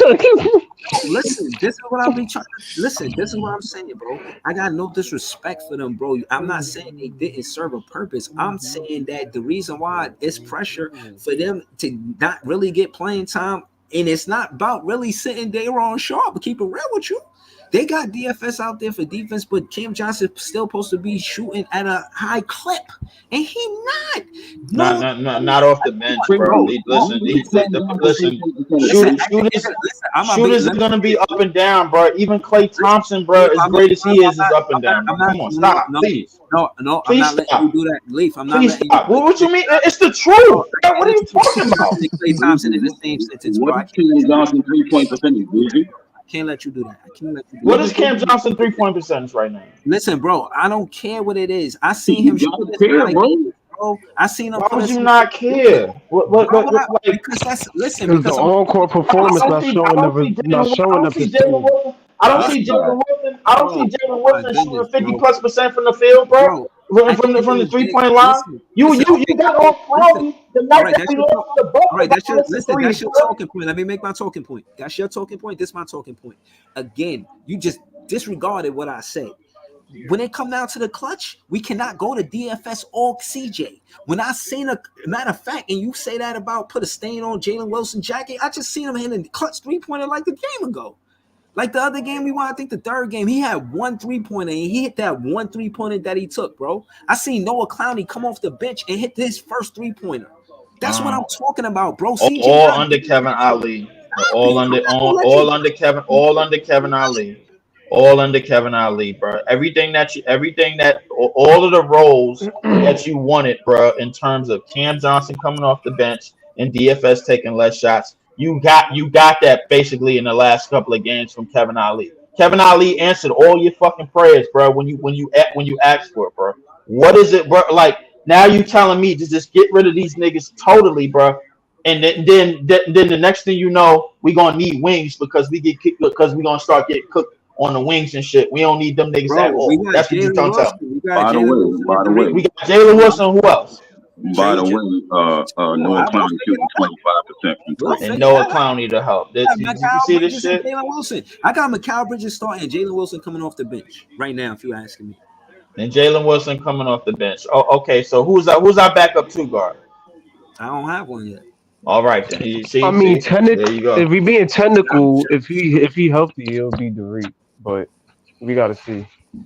Bro, I'm telling you the truth, bro. That's what it is. I don't have a point. It would be Derek Whitehead, but we got to work him up. I think he'll be playing probably by December. I got the problem is the problem is if we're gonna go all in on youth, I don't have a problem with going all in on youth, bro. The thing is, bro, listen, Oklahoma City did it. Like it's a lot of other teams that did it. I'm fine with that. The thing about going all in on youth is that we have to all agree that youth needs time to grow. Youth needs time to grow. Whether it's Derek Whitehead, whether it's Noah Clowney, whether it's Jalen Wilson, whether it's Trendon Watford, bro, they all need room to grow. I got Trendon Watford and Noah Clowney ready, NBA ready right now. Of course you do. Of course you do. But I got news for you, bro. You're gonna have to get used to them niggas going through their lumps and their bruises too. You're gonna have to get used to that too. I'm saying so when they have games when they have games when they look like Cam Johnson, bro. So when they have games when they look like Cam Johnson and Dorian Finney-Smith been looking, bro, I can't. Then you gonna come up and say, they wasn't showing up tonight. They minutes need to go down. Da. Nah, don't say what I'm gonna say. I'm telling you what it is. That's exactly what you're gonna say if it happens. I know what you're gonna say. I know exactly what you're gonna say. Watch it. I know exactly what you're gonna say, bro. What you gonna say, bro? I don't need you to tell me what I'm gonna say too. You can just listen. What I'm telling you is I'm confident in Trendon Watford because of Cam Thomas and a relationship from LSU. That's what I'm saying. You thought I was gonna say that? Come on, bro. I knew you was gonna say that. You've been saying that. You was gonna say that. Listen, they got chemistry, bro. And again, as far as the height shit y'all be talking about, Trendon Watford, he's 6'8". And while we talking about Trendon Watford, I seen what's his name? Obi-Wan put in the 94-foot full court press on Waffle, and he couldn't steal a ball. Now I ain't saying Waffle gonna cross you over, none of that shit like that. But he was fouling the shit out that nigga, bro. Like, that's what that was. But still, you ain't gonna get no turnovers with Trendon Waffle. He gonna get the ball up the court. He was by himself. All it takes is one game for that nigga to start getting ripped, bro. Like, and you gonna change it to him, bro. You keep saying what I'm gonna say. Don't do that. Say what you gonna say, bro. Bro. Listen, bro. You don't know what I'm gonna say. You just be talking about. But to be honest, that happens in every game, bro. If I'm gonna say it, bro, like then I know, bro, because you're gonna come down on these players when they start fucking up, bro. I'm not saying that. I'm telling you, I got Trendon Waffle as a backup point guard for the Nets because listen. I'm not saying that y'all agree with me. I'm not saying it so you guys ain't no nigga up in here told me I'm lying yet. That I seen Trendon Waffle bring the ball up and he don't get ripped, bro. He don't get no turnovers. So he could be my backup point guard. He ain't even got to set the offense up if he got next to him. I'm watching the game. And when I'm watching the game, they run around 2-3 picks for Cam Thomas to get the ball. I seen a play where I didn't even think Cam Thomas was going to get the ball. He kind of like stalled. Like that's a stall play. Like he stalled, like he wasn't doing that, like he wasn't in that offensive play. And then he like went around in the pick or something like that, screening some shit. And then he got the ball, and then he like got to the basket. I'm like, oh shit! Just to let you know, when Trendon in that rotation with Trendon Waffle and Cam Thomas, because they were teammates in LSU, they can call plays together. They got just to let you know, Trendon Waffle had 4 turnovers in the game before this. Yo, Breezy, I agree, but I think Toronto game that we won. I agree, Breezy, but I think we can't be getting rid of all our wings though. Like I agree, Cam Johnson got to get out of here. I'm with you, but getting rid of DFS and stuff, like we need some weight. Cam Johnson don't need to get out of here. His role just need to be diminished like it is. Jalen Wilson. Nah, he need to go, bro. Hold on, so I agree. Listen, I feel like if we can get another backup shooter or whatever the case may be, that's for it. Rolling the dice, LM, bro. Like we need to stop doing that. You talking about rolling the dice? He not playing to his contract. That's true. I'm not playing all that on the. He's been hurt. He's still shooting 39% from 3. Is Ben Simmons playing up to his contract? Listen. Ben Simmons been had that contract. He had years to nobody playing up to their contract except the young guys. So if that's the case, then I'll keep DFS cool. But I ain't getting. But it's not all their fault, bro. Like it was the coaching. It was the way the shit was set up. Bro, I'm not trying to do that. Cool. Like Vaughn had his thing cool, but just talk. All right, go ahead, Beezy. Do the same thing I did. Go through the roster and say who y'all gonna keep. Y'all ain't gotta argue with me all night. Go ahead, LM. If you feel you could do better, go ahead. No, I agree. I want Cam Johnson. Cam Johnson can go. Cam Johnson don't need to go. Cam Johnson can go. DFS can. I don't mind DFS. DFS can stay. He at least gonna bring defense and rebounding. So I feel like DFS can stay. He can be a vet to the young guys and to Noah Clowney in terms of that. So I'm with DFS thing. DSJ can go. Bro, he had 2 rebounds. He's 6'8", man. I'm not jacking that, bro. Who? Dennis Smith. He had 2 rebounds. He said he could get us rebounds. 2 rebounds, bro. Come on, bro. DFS brings defense overall, though, Breezy. He can guard 1 through 4. Getting more rebounds than him, bro. I'm not letting y'all do that. No, you just, bro. Hold up. Oh my god. Please stop right now, bro. Stop acting like we could just throw anybody on these wing defenders that we've been getting, bro. Like stop. Right. Bro. Like you see what DFS did to Kawhi when at that Clippers game. As soon as DFS got in the game, Kawhi got a turnover. Stop. Come on, bro. I need you to really got one of the best. He's one of the best defensive wings that we have on this team. We can't just go on the trade. We can't just ship that nigga out, bro. I'll take DFS. Cam Johnson can go, but I'm with DFS because we still need some wings. DSJ can go. The only reason why Ben Simmons can DFS go. out. Cameron Johnson, I don't know. Cam, I'm out on. DFS, DSJ, I'm out on. And Ben Simmons, I'm out on. And Diop can go too. Nigga don't bring nothing to the team. Everybody else, I'm good with. The only reason why DFS is going is because his contract is expiring. That's the only reason. Cam Johnson just signed for $100 million this past year, bro, and we already saying he didn't play up to his contract. Now, BS is a nigga that didn't play up to his contract because he got one more year left and he got 40 more mil on it. And we already know we can't trust him. That's a nigga that you know you can't trust. Cam Johnson, bro, just got the shit. All we need, and his role has already been diminished to the bench where we wanted it. Or his role been diminished. We just need him to shoot better. That's all. He's gonna shoot better, like when he gets his opportunities, and he's gonna. Are you serious? We need him to shoot better. We need him to shoot better the whole season, bro. Shooting better is what percentage though? Because I keep asking this question. Dude is shooting 39% right now, still with playing bad. He's shooting 39%. Playing bad. 39% is not bad. It's not bad. It's above league. It's above league average. That's above league average. The numbers are the numbers, but niggas don't like what they seeing on the court, bro. That's the numbers. Like, they don't like what they see. The numbers is real. The numbers is sometimes the numbers is inaccurate too, because on the court we just saw the plus minus for Clowney was minus 14, but he was the best player on the floor tonight. That plus minus, man. Fuck them niggas, man. Like I don't give a shit about that. But what I'm saying is stats can be misleading too, bro. No. It's 35%.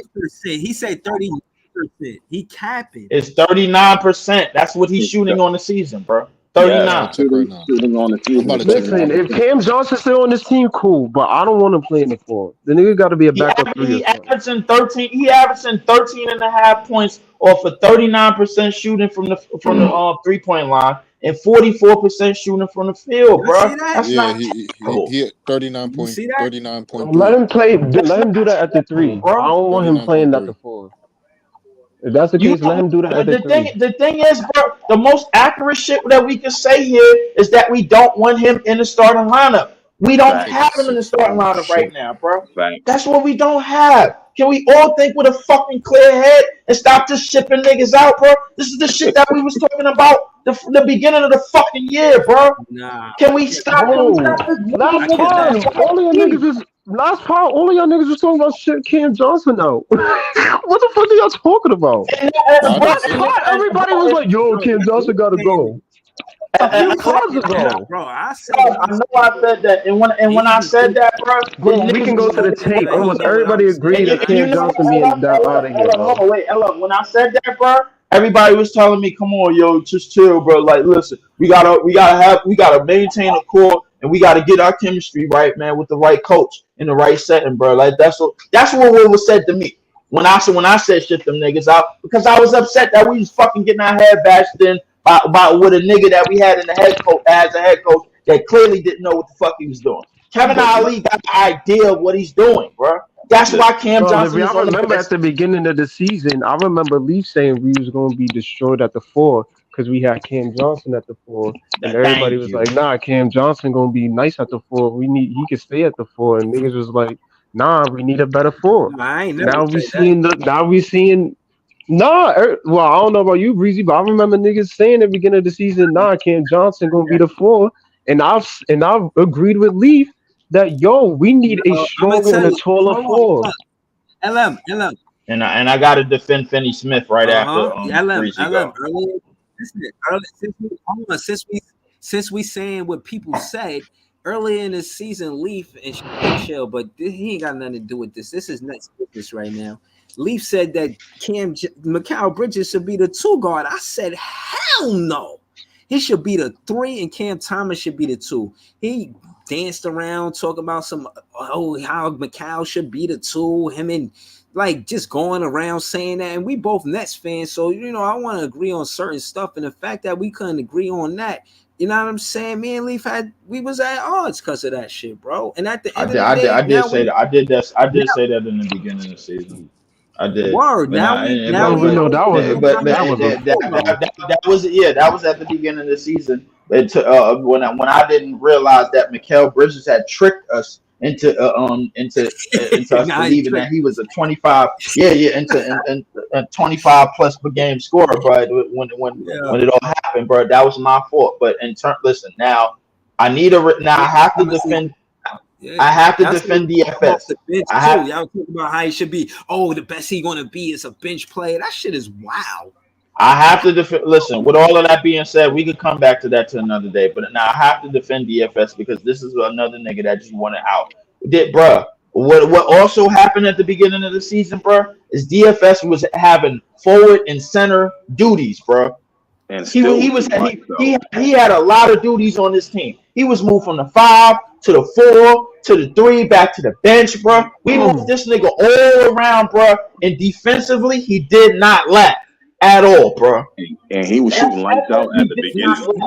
In the beginning of the season, bro, for a nigga that never been known for shooting, and for a nigga that never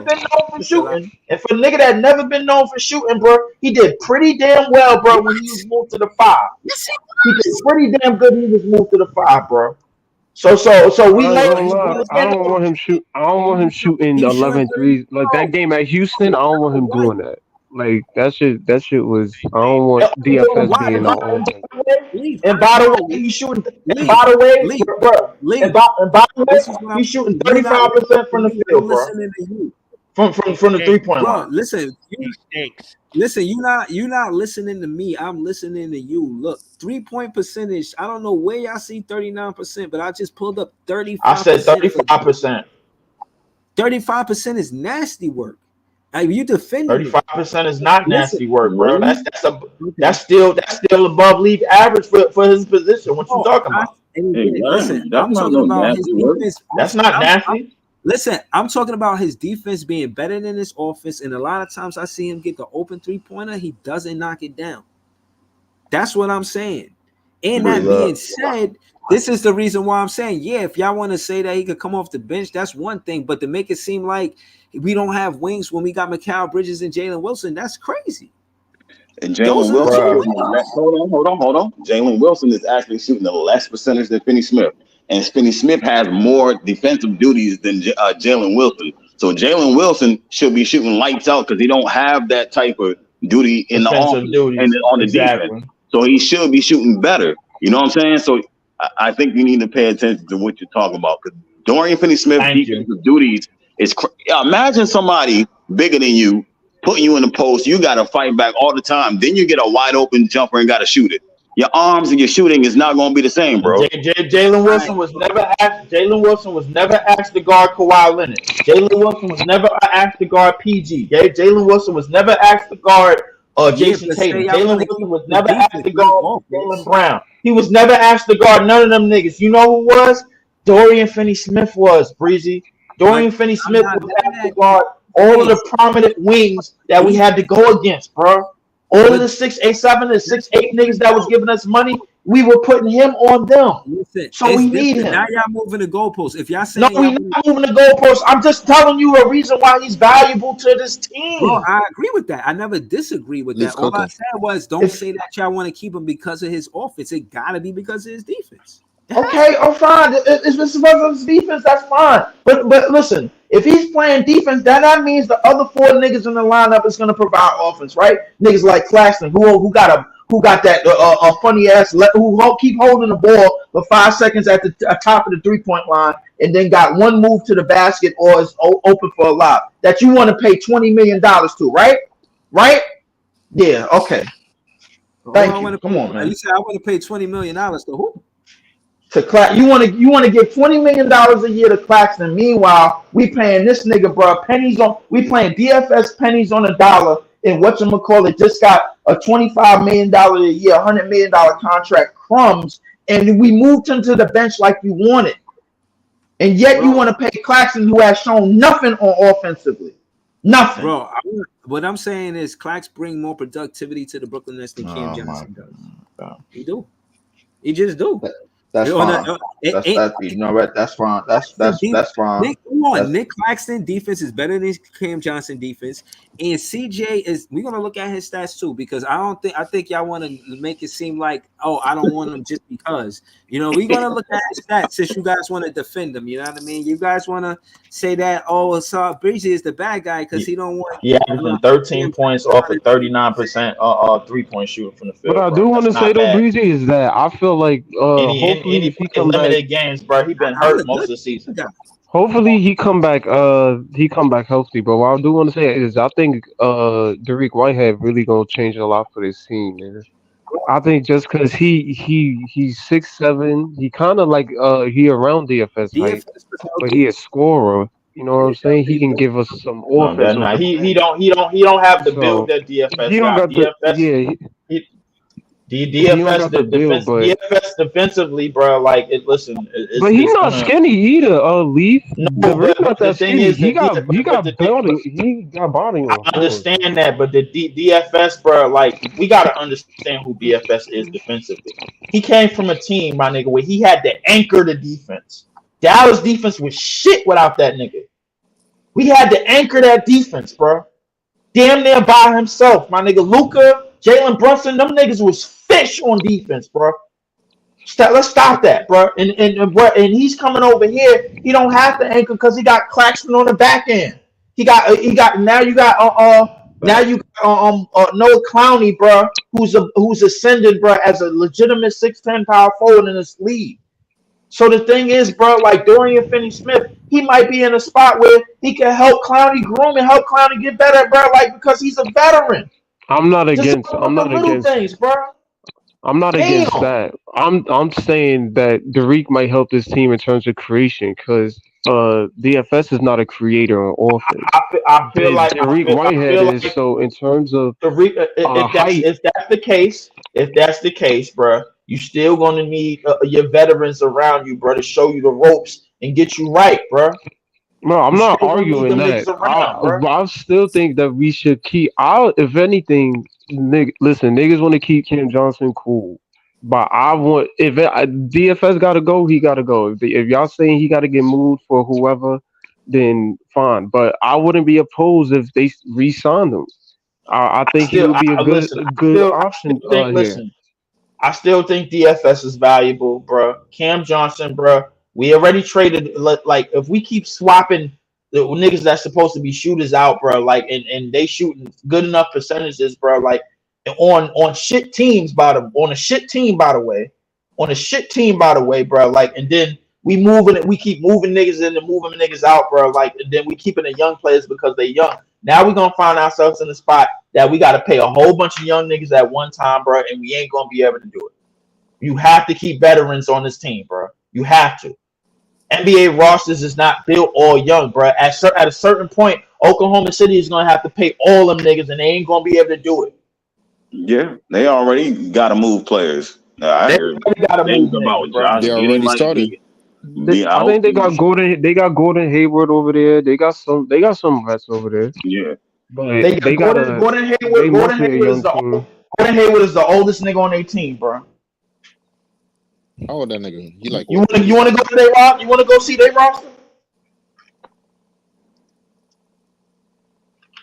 No, he is the oldest player on the roster. But they're gonna have, like you said, they're gonna have to move off players soon, anyways. They time is running out to have that extremely young roster. Gordon Hayward is the oldest player on their roster. He's the listen. They got him, Muscala, and Biyombo. Biyombo, who passed out for some shit the other day. I don't even know what had happened. That nigga just fell out. I don't know if y'all saw that. If it's any team that need veterans, it's freaking San Antonio. Listen, in terms of their rotation, it's Chet, Hassan Wallace, Giddey, who been in the league 2 years, Dort, who only been in the league 4 years, Shea, who only been in the league 5 years, Isaiah Joe, 3 years, Aaron Wiggins, 2 years, Jalen Williams, 1 year, Kenrich Williams, 5 years, the other Jalen Williams at center, 1 year, and who else? I think they had Waters, the third, who is 2 years. They main core, they main rotation of players is all youth. Soon they gonna have to pay all these niggas at once. Is that where you want to be, bro?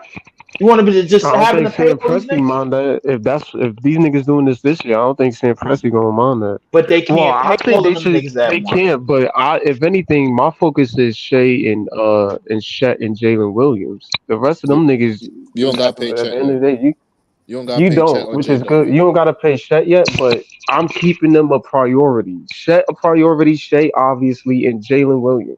Those three niggas.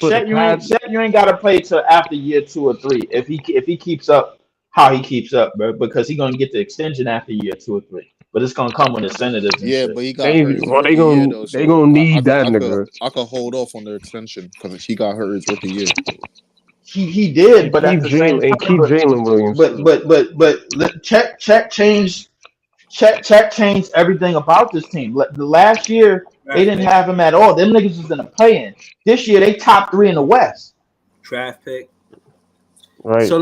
So again, remember the only reason why I do that is to be a thorn in you guys' side, to let y'all know that the contract is what make the difference. The productivity you get from a draft pick, you know how much you gotta pay a free agent to get that same productivity. This is why teams that's why draft picks are gold. If you know what you're doing in the front office.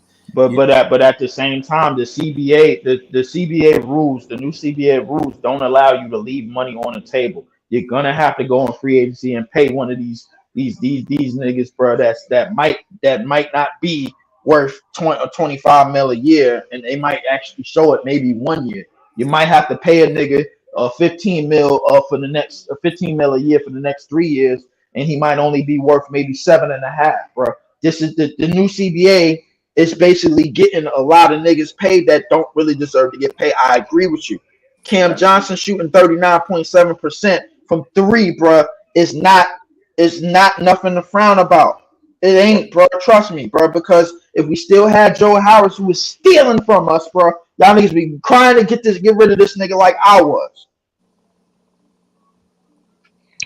And that's why Cam Johnson got that contract, because that's what the market called for at the time. So do y'all think that Joe Harris is worth the contract, or do y'all think Cam Johnson worth the contract? I mean, for me, I think Cam Johnson is yet to be seen, bro. He gotta show me more. But if he's in this role, cool. I want to see him play more than 3. I do not want to see him at the 4. Like, he is a horrible power forward. If Clowney's going to get more minutes, I'm fine with that. Because as you can see tonight, Cam Johnson was not doing what Clowney was doing in terms of the defensive end all season. So if Clowney is getting more minutes and they edging him towards being our starting 4, I'm cool with that. Nigga's taller, he got more length, and he's able to stretch it out. So I'm not against him getting more minutes. If you get rid of DFS, cool. But I mean, I've been saying we got to get more length on this team. So if they get rid of DFS this year, who's going to be our backup 4? So that's all I'm saying. I got Mikal Bridges, and again, like I said, I won't debate that. If y'all want to keep him for defense instead of offense, then yeah. But don't make it seem like, oh, he was lights out shooting the ball, and that's why we need to keep him. Like, I'm not jacking that shit. Hell no. Excuse me. I think it's just defense. We need somebody else that could create their own shot in the backcourt, and we need like Leaf said. You know what I'm saying? Like what I said, Breezy. That's what I said. I think Derek coming back changes the team. Because I don't know if he come back by early. He might come back around mid-December. They said he's on the right track, so he might come back earlier than expected. But I'm not gonna say him at the 4, but him at the 3, him at the 3 or the 2, I feel like works wonders. Because if you run DFS with Derek, if you run DFS with Derek is a creator, so it's not like it's 2 niggas that play spotter. If another guy that can create, and then you got DFS who can defend the perimeter. I mean, for real, LM, I ain't gonna lie, to be honest with you, LM, bro, I see backup 2 guard in his future, bro. I don't see backup wing. I see more of that. I mean, he got the height. He can play the 3 or the 2. It don't matter. I see backup 2 just to get him just to get him along, because the thing is, you got Jalen Wilson, bro, who's a better dirty work guy, bro. Like at the 3, bro. Like he does more of the little things, like hustle wise at the 3, bro. Like you want what you want. I don't mind Dariq. That's fine with me. No, but what you want Dariq Whitehead to do is to score. That's his best ability, ain't it? Bro, you want him to go out. He can sub 3. He can score. He got a little bit of playmaking to him. Okay, if he at the 2, then I'm not minding that. Nigga, the reality is that if he can show that on the NBA level, then okay, let's do that. Okay, because the thing is, if he didn't fall to us, he would have been a lottery pick. If he comes back off injury, showing what he was producing as to where he would have been a lottery pick had he not been injured, and he does that for us, yes, I'm all for playing that nigga at the 2 and having height at 6'7" at the 2 with a nigga that can self-create besides Cam Thomas. That's what I was going to say. It's going to take him a while before he gets up to NBA level. But I agree with Leaf. I don't think he's that type of player to be a wing bust. I think he's more of a 2. And Jalen Wilson is a 3 because he's going to get down there, like Leaf said, and do that dirty work and rebound and rip balls out of players' hands. Like he's much more aggressive to play that 3 position. Dariq is going to be. No, I agree. This is why I said I think Dariq should be at the 2, and if we keep him, if we keep DFS, I don't know if he's off the books, but if we keep him, he can play that 3 or 4, and maybe put Jalen Wilson at the 3 and Dariq at the 4. But Wilson at the 3 and DFS at the 4, and then you could put Dariq at the 2. That gives us height and that gives us length as well. So that's not going to be right away, but I would like to see that lineup at some point. I like that, but the only thing I'm doing is I'm taking DFS out and I'm putting Clowney at the 4. I don't give a fuck. Yeah, that works too.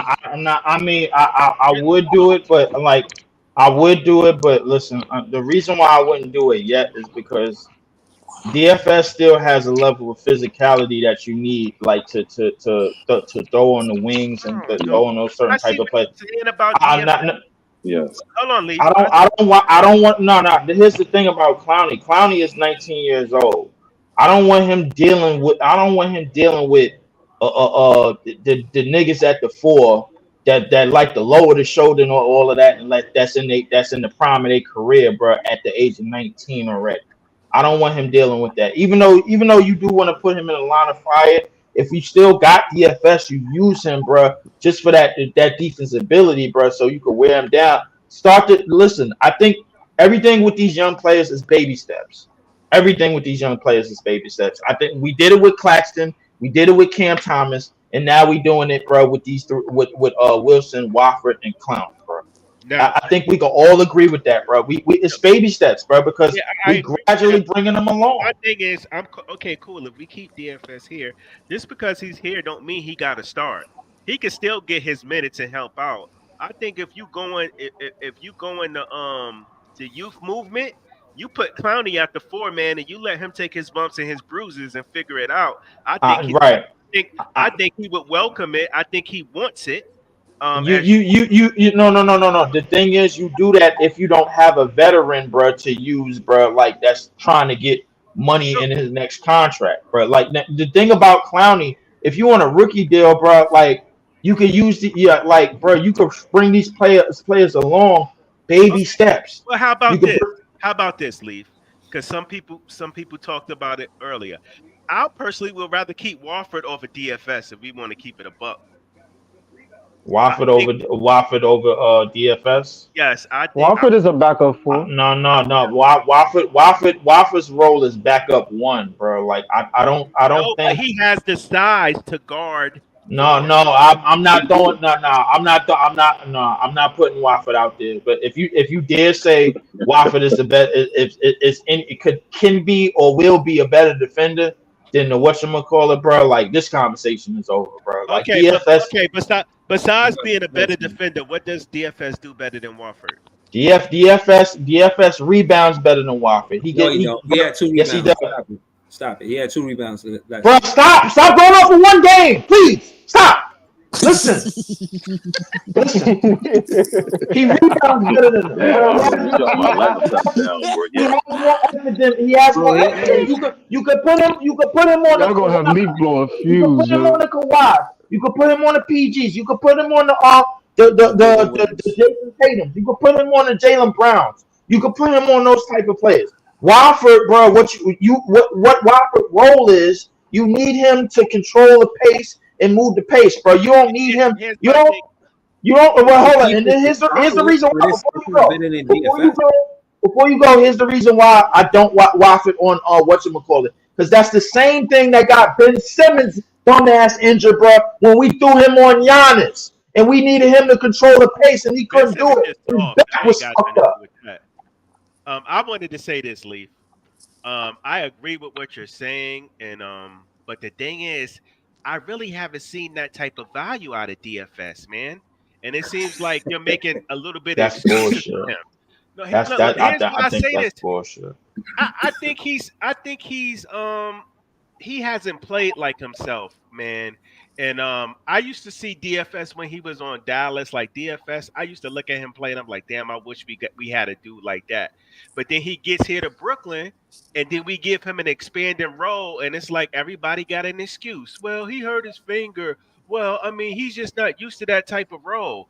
I don't want to hear it, bro. When I look at for play and I look at DFS play, Joey. I see a lot. Hold on, I see a lot of things. I see a lot of things that Warford can do that DFS can't. And then on top of that, so I'm like, okay, well, cool. Well, DFS plays better D, but is it really a stretch that Wofford is better than DFS? If we're not really talking about defense, he does everything else better. So this is good. Joey. Let me get in. Joey. Go ahead. If it comes down to Wofford or DFS, I'm taking Wofford. I feel like we debating a lot of shit, bro. Like we debate more shit when we win than when we lose, bro. I feel like when we lose, we all on the same page. When we lose, we all on the same page. When we win, we start going elsewhere with it, bro. I tell you, bro. All right, so Watford, right, he can play point forward, but he's not really a good point guard. He don't have that point guard backup type of thing, right? So, but he can bring the ball out. He can play point forward, but he is a power forward. So, Lee's point, he's not a good rebounder. You know what I'm saying? He's not a good rebounder. He can defend a little bit, but he doesn't defend as good as DFS. Here's my thing.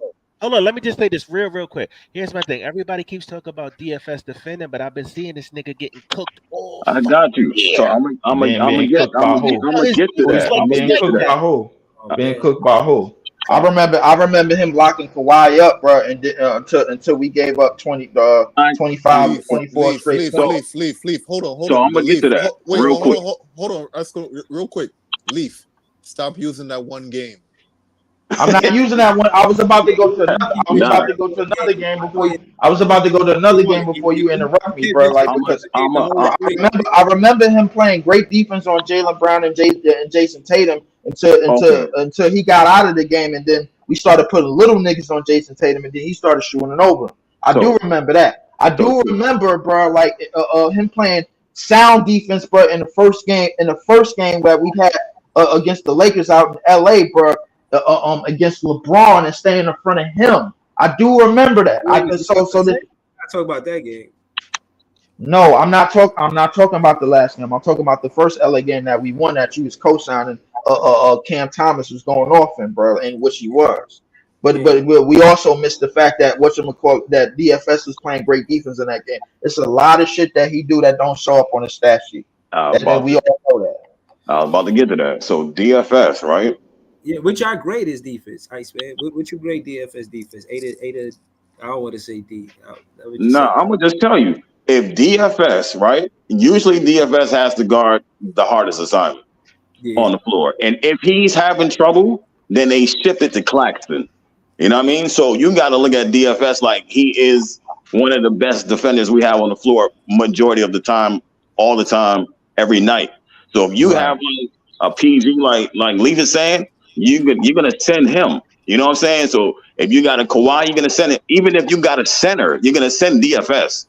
You know what I'm saying?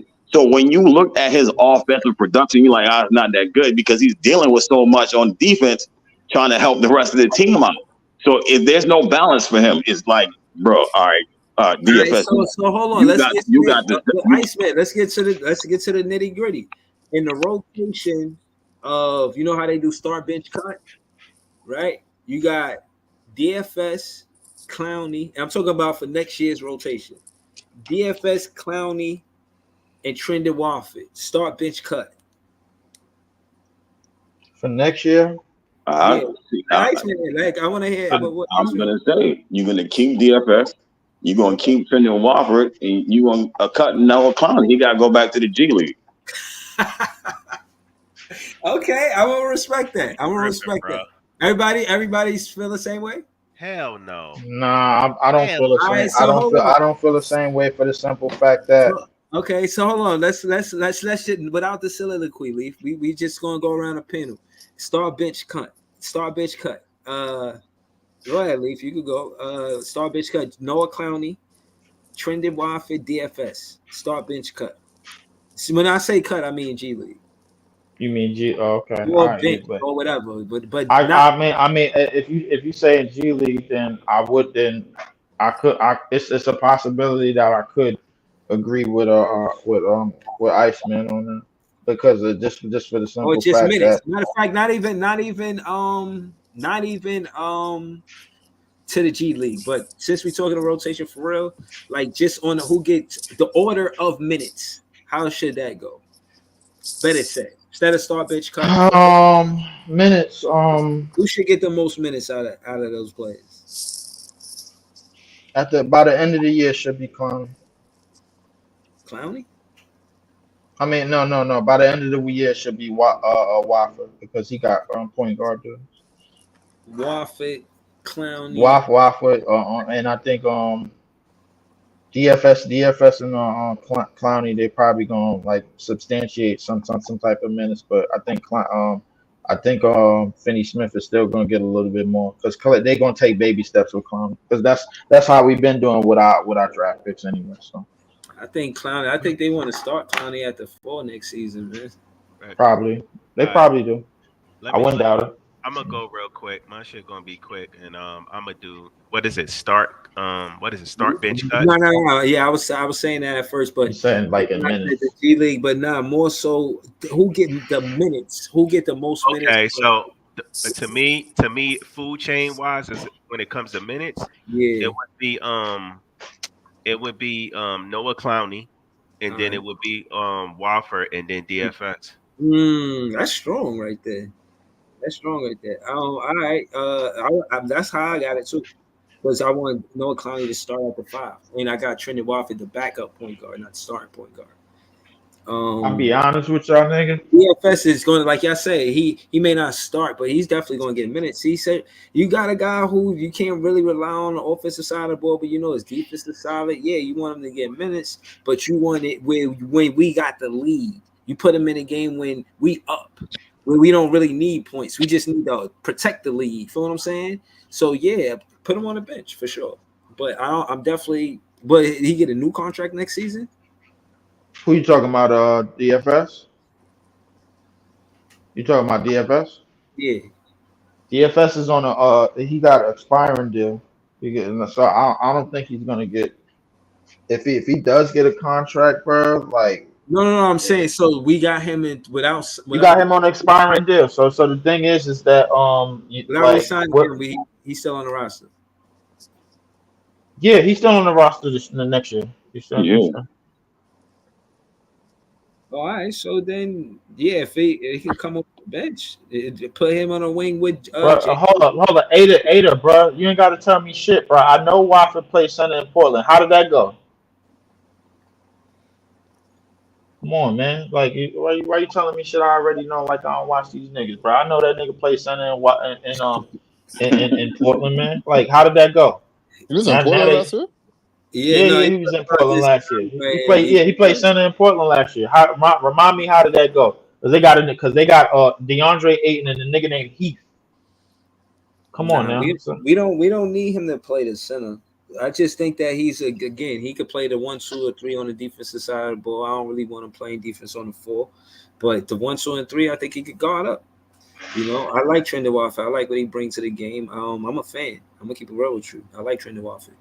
Listen, I'll be honest with you, bro. Nigga, fuck all this bullshit. I still want Zach Edey and Kai Jones on this fucking team. I knew you was. Oh my god, yo! The hell with that. I knew you was about to do that. Oh man, yo! Listen, I'm gonna tell you that, and I'm gonna tell you this like that. What was it? Well, how many points he scored in stream, Bahamas, man? How many points he averaging? It don't matter. It don't matter, bro. You know why I want them niggas on the team, because you getting a nigga that's the second that he come on this team, he gonna be the best athlete on the fucking team, bar none, easily. So that's number one. Number two, Zach Edey, bro. The second that he come here, he gonna be the strongest nigga on this team, bro, bar none, easily. Best rebound on the team, bar none. Best paint player, best paint protector on the team, bar none, easily. Are you talking about niggas that have elite advantages and they not being taken seriously? They not at all. Not by Zach Edey ain't being taken seriously by draft prospect by GMs in the draft, and whatchamacallit ain't being taken seriously as a legitimate athlete in this league that could defend and play on the break and make athletic plays, bro, at the 4. Because he can do that, bro. If you put athletes at the 4, bro, I'm telling you, bro, you're gonna see results. Look what Aaron Gordon is doing. Look what Giannis is doing, bro. Come on, it's fucking athletic 4s, bro. Yeah, no, I'm not mad at that, bro. Again, like I said, I'm not trying to disagree with you. You're a Nets fan.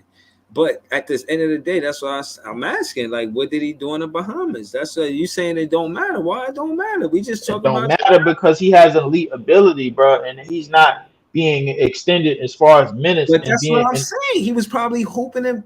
I'm about to pull up his stats, bro.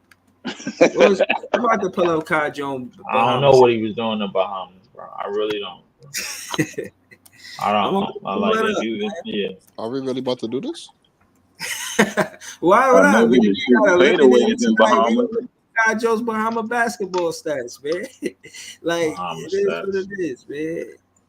Kai Jones Bahama stats. We gonna go to what, the FIBA? I think. FIBA. I think that's where you find that shit. You're supposed to find in that FIBA. Joel Embiid said Kai Jones came back to help us. Oh, I gotta get healthy right now. That's not what he said, bro. Like, come on, bro. First off, that nigga 10-day contract is over anyway, bro. They just wanted to sign. So hold on. So Leaf, let me ask you: do you think that Kai Jones had? Do you think that Kai Jones had Joel Embiid under pressure? Like, yo, I gotta come back before Kai Jones take my spot. No. No, he didn't. What? B spot is always solidified on that Philly roster. It's them other Kai Jones in the Bahamas, bro. He played. Kai Jones played 2 games in the Bahamas, bro. In FIBA, bro. He averaged 18 and 8. He averaged 18 and 8 and block and a half and 3 assists. Breezy is fucking trolling, man. But Kai Jones at the 4 probably next to Embiid will probably look good in the Kai Jones as a backup 4, bro, on this team, bro. It's one of listen. I'll be honest with y'all, bro. Listen. Have y'all? So y'all niggas ain't paying attention to the Wemby curse? The Wemby curse? Nah. So all right. So every the time Wemby a nigga curse, that block him or something they get injured or some shit. Some shit like that. Yeah. It's a Wemby. Whoever do something to him, they get injured. Easy. Nah, easy, bro. You gonna think everything I'm saying is some conspiracy shit, but just follow me on this. Kai Jones dunked on that nigga in the summer league, bro, and he locked him up for his first game, bro. Like, and he was not able to play an NBA game all year. Listen, Joel dropped 70 on him. Due to his own fault, though. Okay, that's fine. So Joel dropped 70 on him. The game after that, he gets injured, bro. He just now coming back. Sengun drops 45 on him. The game after that, he gets a season-ending injury. Ja Morant dunked on him early in the season, bro. He gets injured for the season. We talking about niggas that got names for themselves. Now, outside of Kai Jones, we talking about niggas that got names for themselves. Coincidence? So you saying they want to make Wemby the face of the NBA? You damn right they want to make Wemby the face of the league, bro. What are y'all? It's a 7'4" nigga, bro. That's damn near can drop a quadruple double. Bro, hold on. I can understand that. I'm with you on that. I'm listening. All right, Leaf. All right. With that conspiracy theory, right? I'll walk with you with Sengun, but I can't walk with you with Embiid and fucking Ja, bro. They both get hurt all the time, so bro. Hold on. So let me ask you this. And again, to add to Leaf's point, right? Before I rebuttal and go the other way with it. It's interesting to know that LeBron is about to leave, and they do need another face of the league immediately. They want to keep it going. So I get that. But on the other hand, right, wouldn't it be exciting to see the competition he has to play against for him to get greater? Don't you want you know what I'm saying? No. Here's the thing. The competition that he's going against right now, as far as the big man's, bro, like, listen, the game that he almost had a quadruple double, Joker still had 40, 15, and 6. Right? Hell yeah. Right? Yeah. He still had 40. No. Joker still had 40, 15, and 6. So in order for this curse to be valid, Joker would not have to win the championship. Joker and the Denver Nuggets would not have to win the championship this year. In order for this shit to be valid. Not a good team. Not even a playoff contention team. Joker. I don't see Joker getting hurt. But if Joker does get hurt, bro, then that means the curse is very, very valid. I hope that there's no curse or nothing like that. You know what I'm saying? I think it is. I think Joker is probably the only one that can dodge it. I don't know. At least for right now. Hold on. We 2 hours in. Hold on. 21 people in the chat, man. When you like sign, hit the like button. I see it going across. Subscribe. Again, man, shout out to the panel, man. Shout out to the chat. But go ahead, y'all. I just wanted to say that. Yeah, but reason why real quick, Leaf. All right, Jokic having 42, but all right, what I saw from that game, boy, that nigga Wemby, boy, nah. That nigga Wemby was sending his shit left and right. I ain't gonna lie to you. Bro, that nigga, Jokic this dunk. nigga is going back Nigga, and Jokic forth had down the the dunk court. Yes. Bro, all right, imagine remember Men in Black with the fucking little ant motherfuckers, bro? Imagine a nigga like that except 7 feet, and he is sprinting back and forth, blocking shit and just throwing shit down.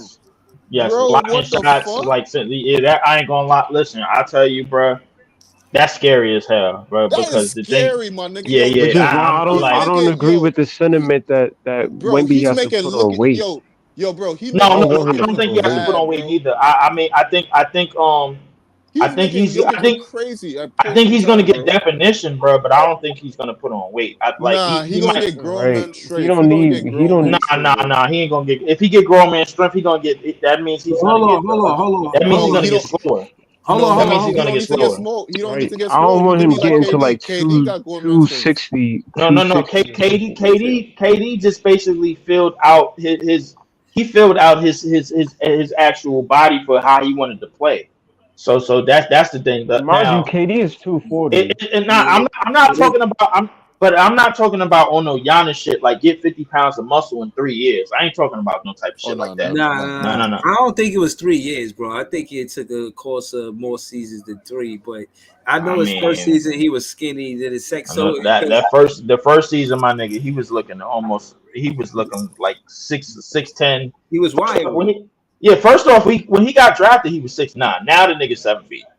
Mm-hmm. That just ought to tell you something, bro. But that's the NBA going young. And again, they did the same with Wemby. They did same with Chet. They doing a lot of players is coming out. They rookie year, even Kyrie Irving, and this is back 10 years ago. So again, the NBA knew. And again, remember we had the conversation about how the career life of NBA players for 4 years. You know, we heard Lou Will discuss this, right? For them to go young makes sense because now instead of them trying to get 4 years, they could get more years instead of 4 years. You know what I'm saying? Right. Breezy, I think Giannis was. I don't know if they knew what Giannis was gonna. No. Of course they didn't. Of course they didn't know what Giannis was gonna turn out to be. But the thing about Wemby is Wemby was such a surefire thing, bro. Like coming out of the draft, he had already locked up best prospect in history of sports. He had already locked that up just off the strength of his ability. Like we had never seen no shit like that. They said, bro, if you put him in the top 10 all-time players a year before they got into the NBA in the same draft, he's going first before all of them niggas. This we talking about Wilt, Kareem, Shaq, Braun. Like these are some names that's like. I don't know about Wilt though. I ain't gonna lie. I don't know about Kareem, Shaq, or Braun. I ain't gonna lie. I don't know. I think this draft period, not just Wemby, but I think this draft period is gonna be. Belief. I do it like this, right? Because when you say those names, we use in hindsight because we know these niggas' career. We know Kareem. We know No. Easy. We going off of what they was. When they got we going off of what they was when they got drafted. Not even when they started playing. Because remember, this is months before they started playing in the NBA. We're going off of what they were before they got drafted. I'm telling you right now, nigga, Shaq, Kareem, Wilt. Are you kidding me? But no. All right. But look at this nigga though. He not that good. Yeah, he is that good, but I mean, when we talk about Wilt, Shaq, Kareem, and even LeBron, you keep on saying those names, bro. You're putting hindsight into it. No. I'm not putting hindsight. I swear, I'm not putting hindsight. Let me just remind you what Kareem was before he got into the league. Kareem got drafted number 1 to the Bucks. He was a fourth. He won in high school 4 straight years. 4 straight years in high school, and he won three titles at UCLA. That was his basketball career. Just to give you his basketball career. LeBron, we knew what he was. It's safe to say that we all knew what LeBron was when he came out of high school. Correct? It's safe to say that. Yep. Shaq coming out of LSU was a fucking 28 and 15. Like, how many niggas was doing? The only nigga that's doing that is Zach Edey. All right, shit. Like I think Wemby, not even just this draft, not even just Wemby overall, but I think this draft. I think they got besides Wemby, I think they got a lot of stars in this draft, man. I think they got a lot Brandon Miller. I think Brandon Miller is going to be somebody. I think Whitmore is going to be nice. A good player. I think Cason Wallace is going to be something for OKC. I don't know about Scoot. I think maybe you got to give him next year. They have Scoot as top 2 talent. Wemby said if he wasn't in this draft, Scoot would be first. So I don't know about that, but well, the thing is, I don't think Scoot really figured out how to play the NBA game yet. I think he's still learning. But probably the same thing with listen, in terms of Noah Clowney, in terms of Dariq Whitehead, listen, in terms of upside in this draft, defensively, I think this might be one of the best drafts that we've seen in a minute. Asar Thompson came out the gate. Cam Whitmore came out the gate. Wemby is already a top 5 defender. Like defensively, this draft is legitimate. I ain't gonna lie to you. Defensive. I think this is one of the most legitimate drafts until 2025 pull up. 2025, I think that's a draft. I think that's a draft that could go either way, but we got to see what happens. But listen, to get back to what Shaq was at LSU and what Kareem was at UCLA, what Wilt was at Kansas, and what like, come on, I'll be honest with you, like to me, bro, these niggas was gods before they touched the NBA court, bro.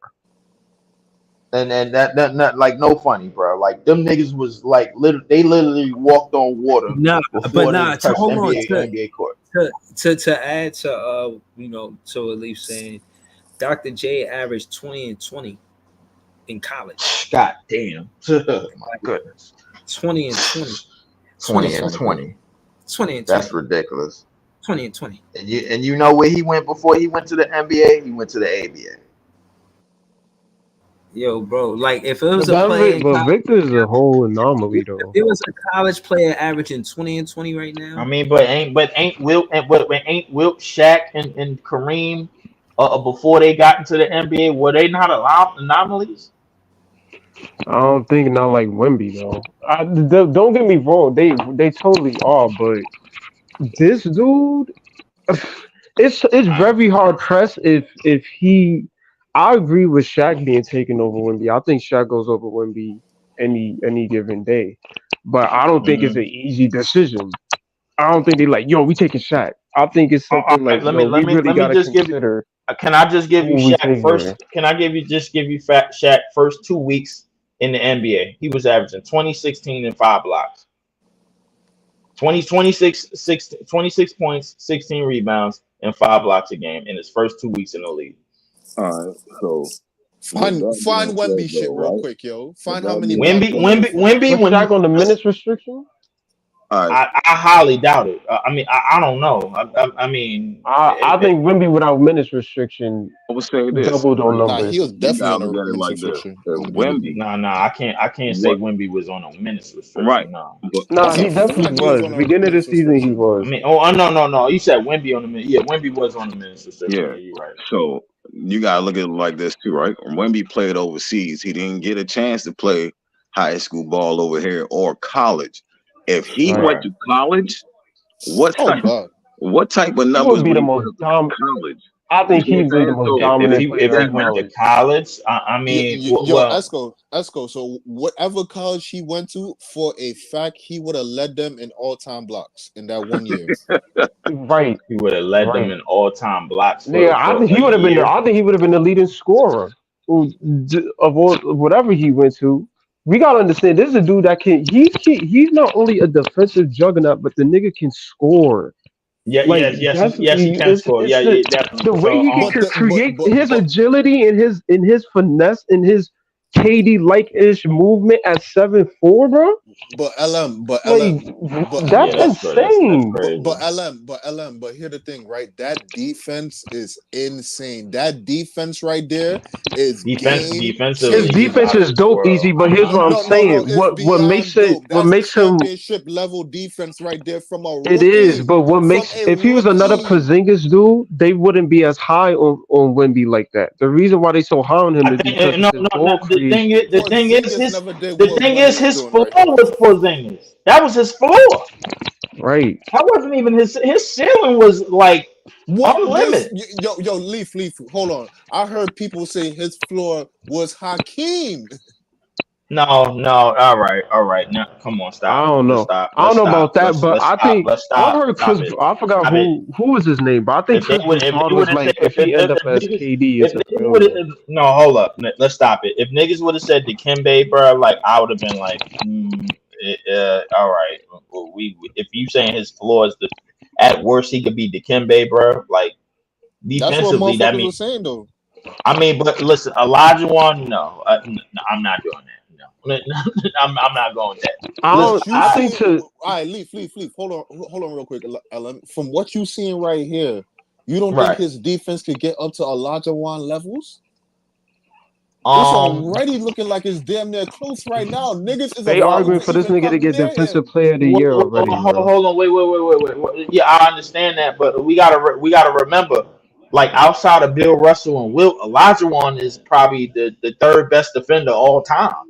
Like we talking about we talking about a nigga that's top 3 easily, bro. Like let me remind you, bro, that Olajuwon was top 5 in blocks and steals for like his first 9 years of his career. So Wemby got a whole in terms of defense, bro. I get what he's doing right now. But Wemby got a whole box set to fill, bro. Like before he start knocking on the door of some of the greatest defenders of all time, bro. Like, I don't think it's far fetched. The way he can defend the perimeter, the way he can his length, his wingspan. But it's not far fetched in terms of his ability. It's far fetched in terms of what accolades you got to live up to. Because when we look at I'm gonna just give you Dikembe because I'm gonna just give you Dikembe right now. Dikembe went 9 straight years where he finished top 5 in defensive, he finished top 3 in Defensive Player of the Year voting.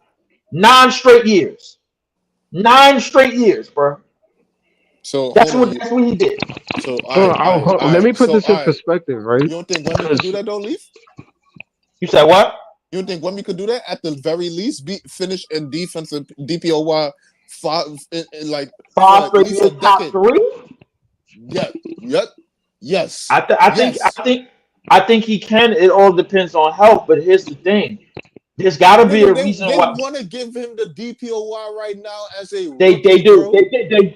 They do, but they can't. But they know they can't. But they can't. But Leaf, you know for a fact they're gonna do that next year. You know for a fact, nigga. You know that. No. Here's the thing, easy, bro. It depends on how the Spurs look, because there's no way they're giving a Defensive Player of the Year to a nigga that won 19 games. They not doing that. You know for a fact they not doing that. But and because off the strength of that, bro, they're gonna recognize how good Wemby is defensively. But at the same time, what they're gonna do, bro, is listen. I don't like it, and I know a lot of people not gonna like it, bro. But I'm gonna say it anyway. Listen, the way that the media works, bro, they probably gonna give this shit to Rudy, and they probably gonna give it to him unanimously. They probably gonna give it to you unanimously this year, bro. I don't know about that, bro. I'll say this, right? I agree. What makes Wemby so dangerous to me is not just his skill set or his defense; it's his mentality and his mindset. Yes, the dude has the mind. He wants to be great. The nigga was pissed that he was losing that All-Star weekend. Weekend. But shit is not even taken seriously. You see it in his eyes. He loves winning, bro. Even this losing season, he was like, "Yo, I'm not really used to this. This is something that's new for me." But you can just see he wants to be with the Kobe's and the Michaels and the Bronze. Like, you just see he wants to be great every time he step on that floor.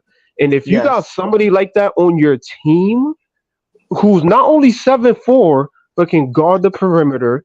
He's not slouchy on defense, and I think that's the scary part. He has great timing. It takes timing to get blocks and to wait for the defender to pump fake and time that and able to get his. And he's athletic. Nigga can jump. I don't know if y'all seen his pregame where he's doing windmills and 360s. He is athletic. So that's scary. He is athletic, but here's the thing, bro. Like, this is why. This is one of the reasons why I always suggest niggas like Kai Jones, because the way to attack him, you gotta go over him. Kai Jones went over that nigga, bro. You gotta go over him. Like, there's no like you gotta listen. If you're not as tall as him, bro, then that means you gotta go over or through him. That's only 2 ways. Nah, you gotta go right through him, bro. You gotta go full speed right through him, bro. Like, you gotta challenge him 1-on-1, bro. Yeah. But the thing about him, I think he knows where not to be in full speed contact plays, especially when he's stationary. You know what I'm saying? But the thing is, he can move, but I don't like him moving with somebody that has speed and power. You know what I'm saying, bro? Like, if he was moving up the court with like, say, Braun in like 07, and then Braun is moving full speed and he ain't stopping, bro, and he's moving too because he has the strides, I don't like that for him. I think that shit is injury city, bro. Like, we done seen Braun knock niggas out the air, bro, and they leg break. I ain't gonna, like, we done seen that shit. So, barring injury though, he definitely has a chance to be a great. Like, I just hope he don't get injury for sure. Barn injury for sure. But the thing is that here's the thing. The thing about the longevity game, bro, like, is that in today's game, bro, defensively, even offensively, you got to cover so much ground. You know, back then the players were so stationary, but the game was a little bit more physical. All you had to do was just have the muscle in the chest to absorb all the contact. You know what I'm saying? The muscle in the chest work to absorb all the contract. The thing about that, Leaf, is crazy, because it's crazy you say that, because I think it was the Clippers game where they was facing the Clippers and Wemby was in the paint. I think he was on Zubac, and then Zubac tried to do a layup, whatever. But he saw Wemby was right there, so he passed it. So Wemby is on his paws, on his back. So I'm thinking he passed it to Westbrook in the corner. I'm thinking Westbrook is gonna shoot the three because Wemby not there yet. This nigga Wemby took 2 steps and was already at the 3-point line. Where Westbrook couldn't even get there. Westbrook had to drive. He couldn't go for the layup because Wemby was there. So he tried to pump fake, went up with his left, and Wemby still blocked it. Yeah, that is alien shit. Nobody in the league could do that. To go from the paint to the 3 in 2 steps? I seen some niggas recover defensively. Like I've seen Giannis recover defensively when I didn't think he could. I thought Giannis wingspan was like the cream of the crop until I seen this nigga, bro. So like, this nigga Wemby is a whole different. This nigga was made in the lab. I don't know. And don't get me wrong. Listen. I feel like you can go up strong on him right now because he doesn't have the weight to absorb it and then still get the block. If he builds up strength, but if he's able to take the contact, if he builds up to the point where he can stop high level contact players, bro, like to that point, then it's gonna be over. But we kind of seen it. Remember when Giannis tried to do that shit? He sent Giannis shit. Giannis tried to bully him and bump him, and he sent Giannis shit. The thing is, Giannis wasn't going downhill. I'm talking about if he could get to the point where he could stop downhill niggas, bro, like consistently, bro. Like Giannis wingspan, he could get the ball and dunk from anywhere, bro. But the thing is, that standing dunk and that standing layup shit ain't working on Wemby. Like that layup shit, like that. You listen, them mid ranges, them stop and pop mid ranges is not working. Them layups is not working. You gotta dunk that shit. You gotta go up. You gotta lower the shoulder, go up strong, or go up strong. But that's what I'm saying though, Leaf. Like, yo, mid ranges and even to a degree, threes are not working against this nigga. You might not be able to get nothing off against this nigga at all, bro. If he's on you, you're locked up. Like for real, in the modern NBA, I ain't gonna you're locked up. Like that's you're locked up. And it's not like he's 300 pounds either, so where you could just speed boost by him. He can keep up with you. But that's the great part about it. He's fast with it. He's nimble, so he's more athletic with it. So like he might let you get by, so he could just swat that shit right behind you. Exactly. You know what I mean? Right. He did that to he might let you get to like a certain point where you feel like you're free enough, bro. Like, but the thing is, when he closes out on you, bro, like you can you have to attack him almost like. You have to attack him. You got to meet him at the basket. You can't have him close out on you and then he follow you. He's going to get that block every single time. You got to meet him at the basket. Right. Like what Tracy Jackson Davis what's his name? Tracy Jackson Davis on the Warriors did, like what Todd Jones did. You got to like bully him, like you got to dunk on him. You got to meet him. Yeah, you got to meet him there. Like the thing is, you gotta meet him with force. You gotta meet him with force. You gotta meet him there. You gotta meet him with force. Absolutely. So. But listen, Sengun said he did what he did because you know what I'm saying. When he builds up strength, he might not be able to do that shit anymore. So he's doing it now. That's a fact. And he absolutely right. He absolutely right. But did you see how aggressive Sengun played that game? Like Sengun made it an emphasis. I'm going at you. Like.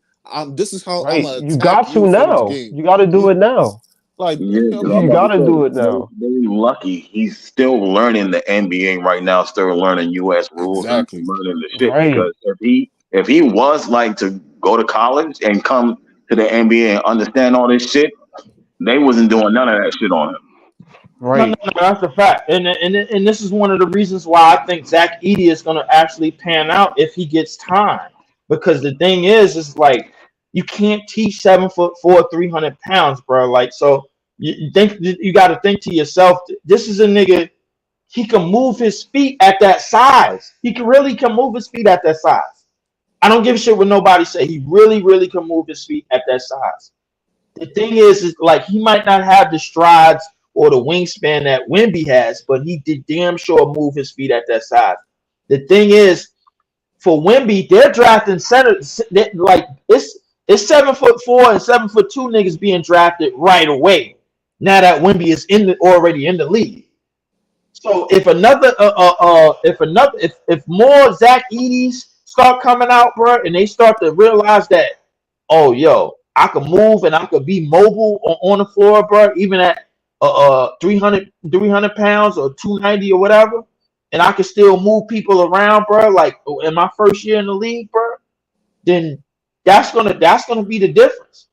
But the thing is that, like, the only difference is when he takes them out on the perimeter, that's gonna be the basically the deal breaker. Leaf. I just want to let y'all know, because it's officially the off season, we're gonna do a whole pod about excuse me, about Zach Edey. Excuse me. Or a stream, pardon me. We're gonna do a whole stream about Zach Edey. I'm gonna link up with Leaf, you know what I'm saying? We can look at Kai Jones, Zach Edey, all of the off-season moves and decisions. I don't know, man. I'm gonna try to link with Nets Press, do something. But I'm definitely gonna have some more content. I'm about to close out soon, you know what I'm saying? But definitely trying to link with Leaf. You finishing the season, Leaf, or you like? I am. Listen, I've come to the realization, bro, that I have to do something that makes me absolutely sick to my stomach. And that's start doing more games where we play against the Manhattan team. So I may do that game. That's the second to last game of the season. It's somewhat marquee. And then I may do the Sixers game, because the Sixers are gonna have something to play for, because they in 8th spot and they trying to get out of the play-in. Before we go, I mean, I heard you say that game is marquee, but when I talk to you about the rivalry, you make it seem like it's not marquee. I said it's somewhat marquee. The only reason why I said it's somewhat marquee, it's somewhat marquee. Yeah, I'm heavy on it somewhat, bro. And the thing is, bro, like, listen, I understand how you feel about it.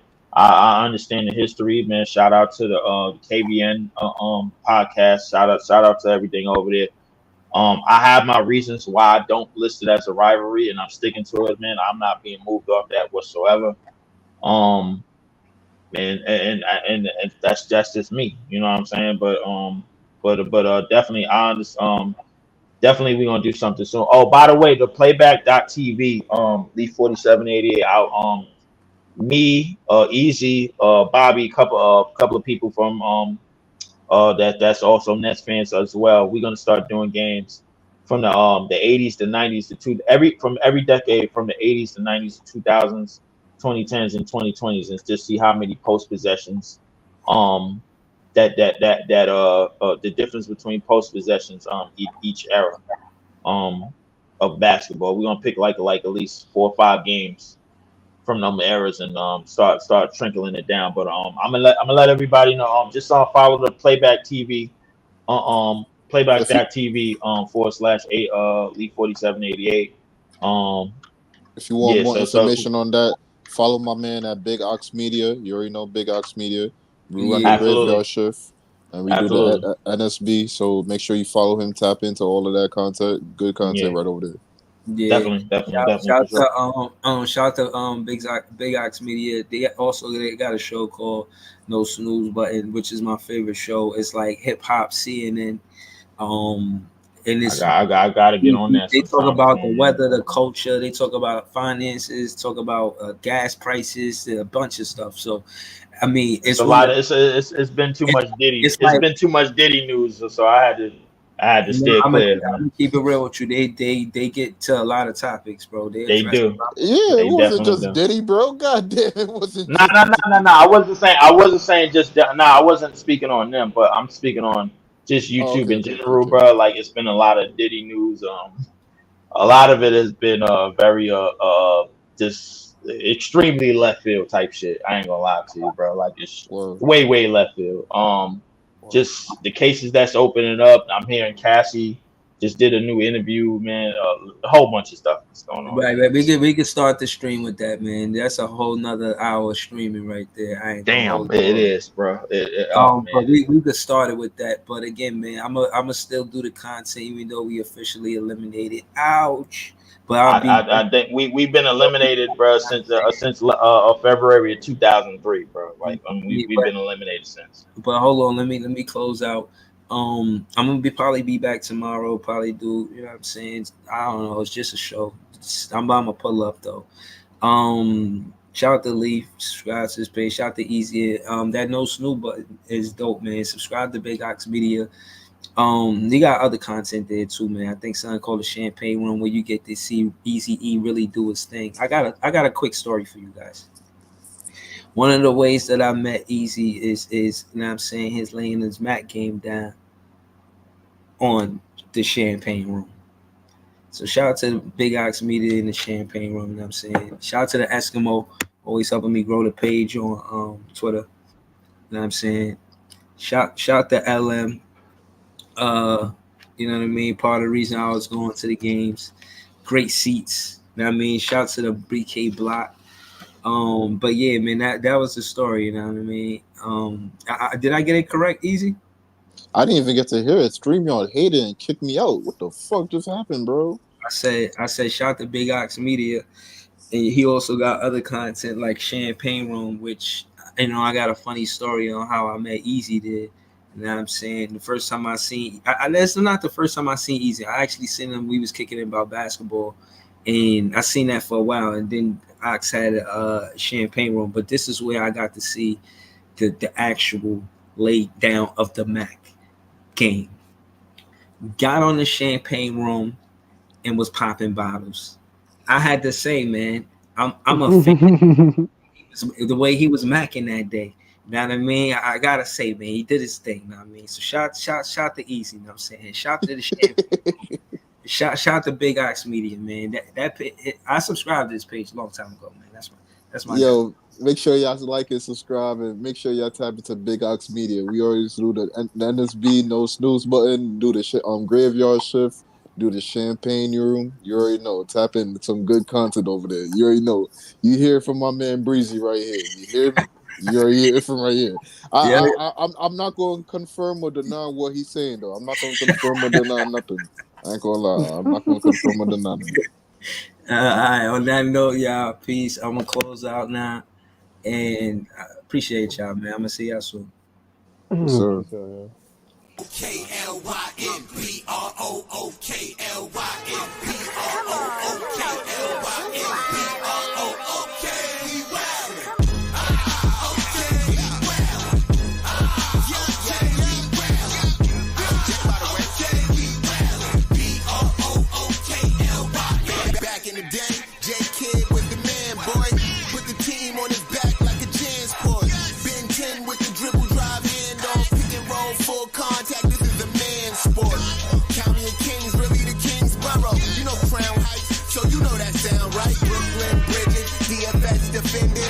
Block party, claps and double digits. Got the Barclays clicking, the whole block is with it. Left a lot on the table, now we coming to get it. The shook one's gone, we too Brooklyn strong. Can't stop, won't stop from the Brooklyn block.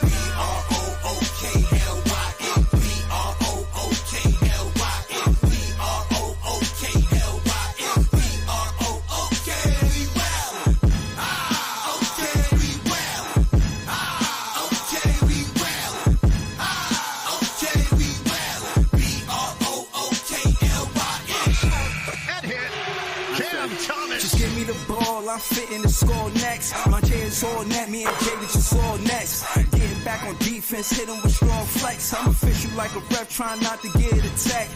And we go hard on Brooklyn, that's a promise. Watch me like a Cam, cause it's my time. Make you watch me like a Cam, cause it's my time. Switch, they can't guard me, especially side the Barclays. Spin between crosses, I can score with both hands. Midi flawless, and I get to paint like an artist. I'm a boss smith, so you should respect my handle. I see the big picture with the nets like a mantle. In the future, I see us as Shamsu, and when we do, I'ma do a Brooklyn dance move. To stir that whole Millie rock like a fan do. That's a bet like my parlay on FanDuel.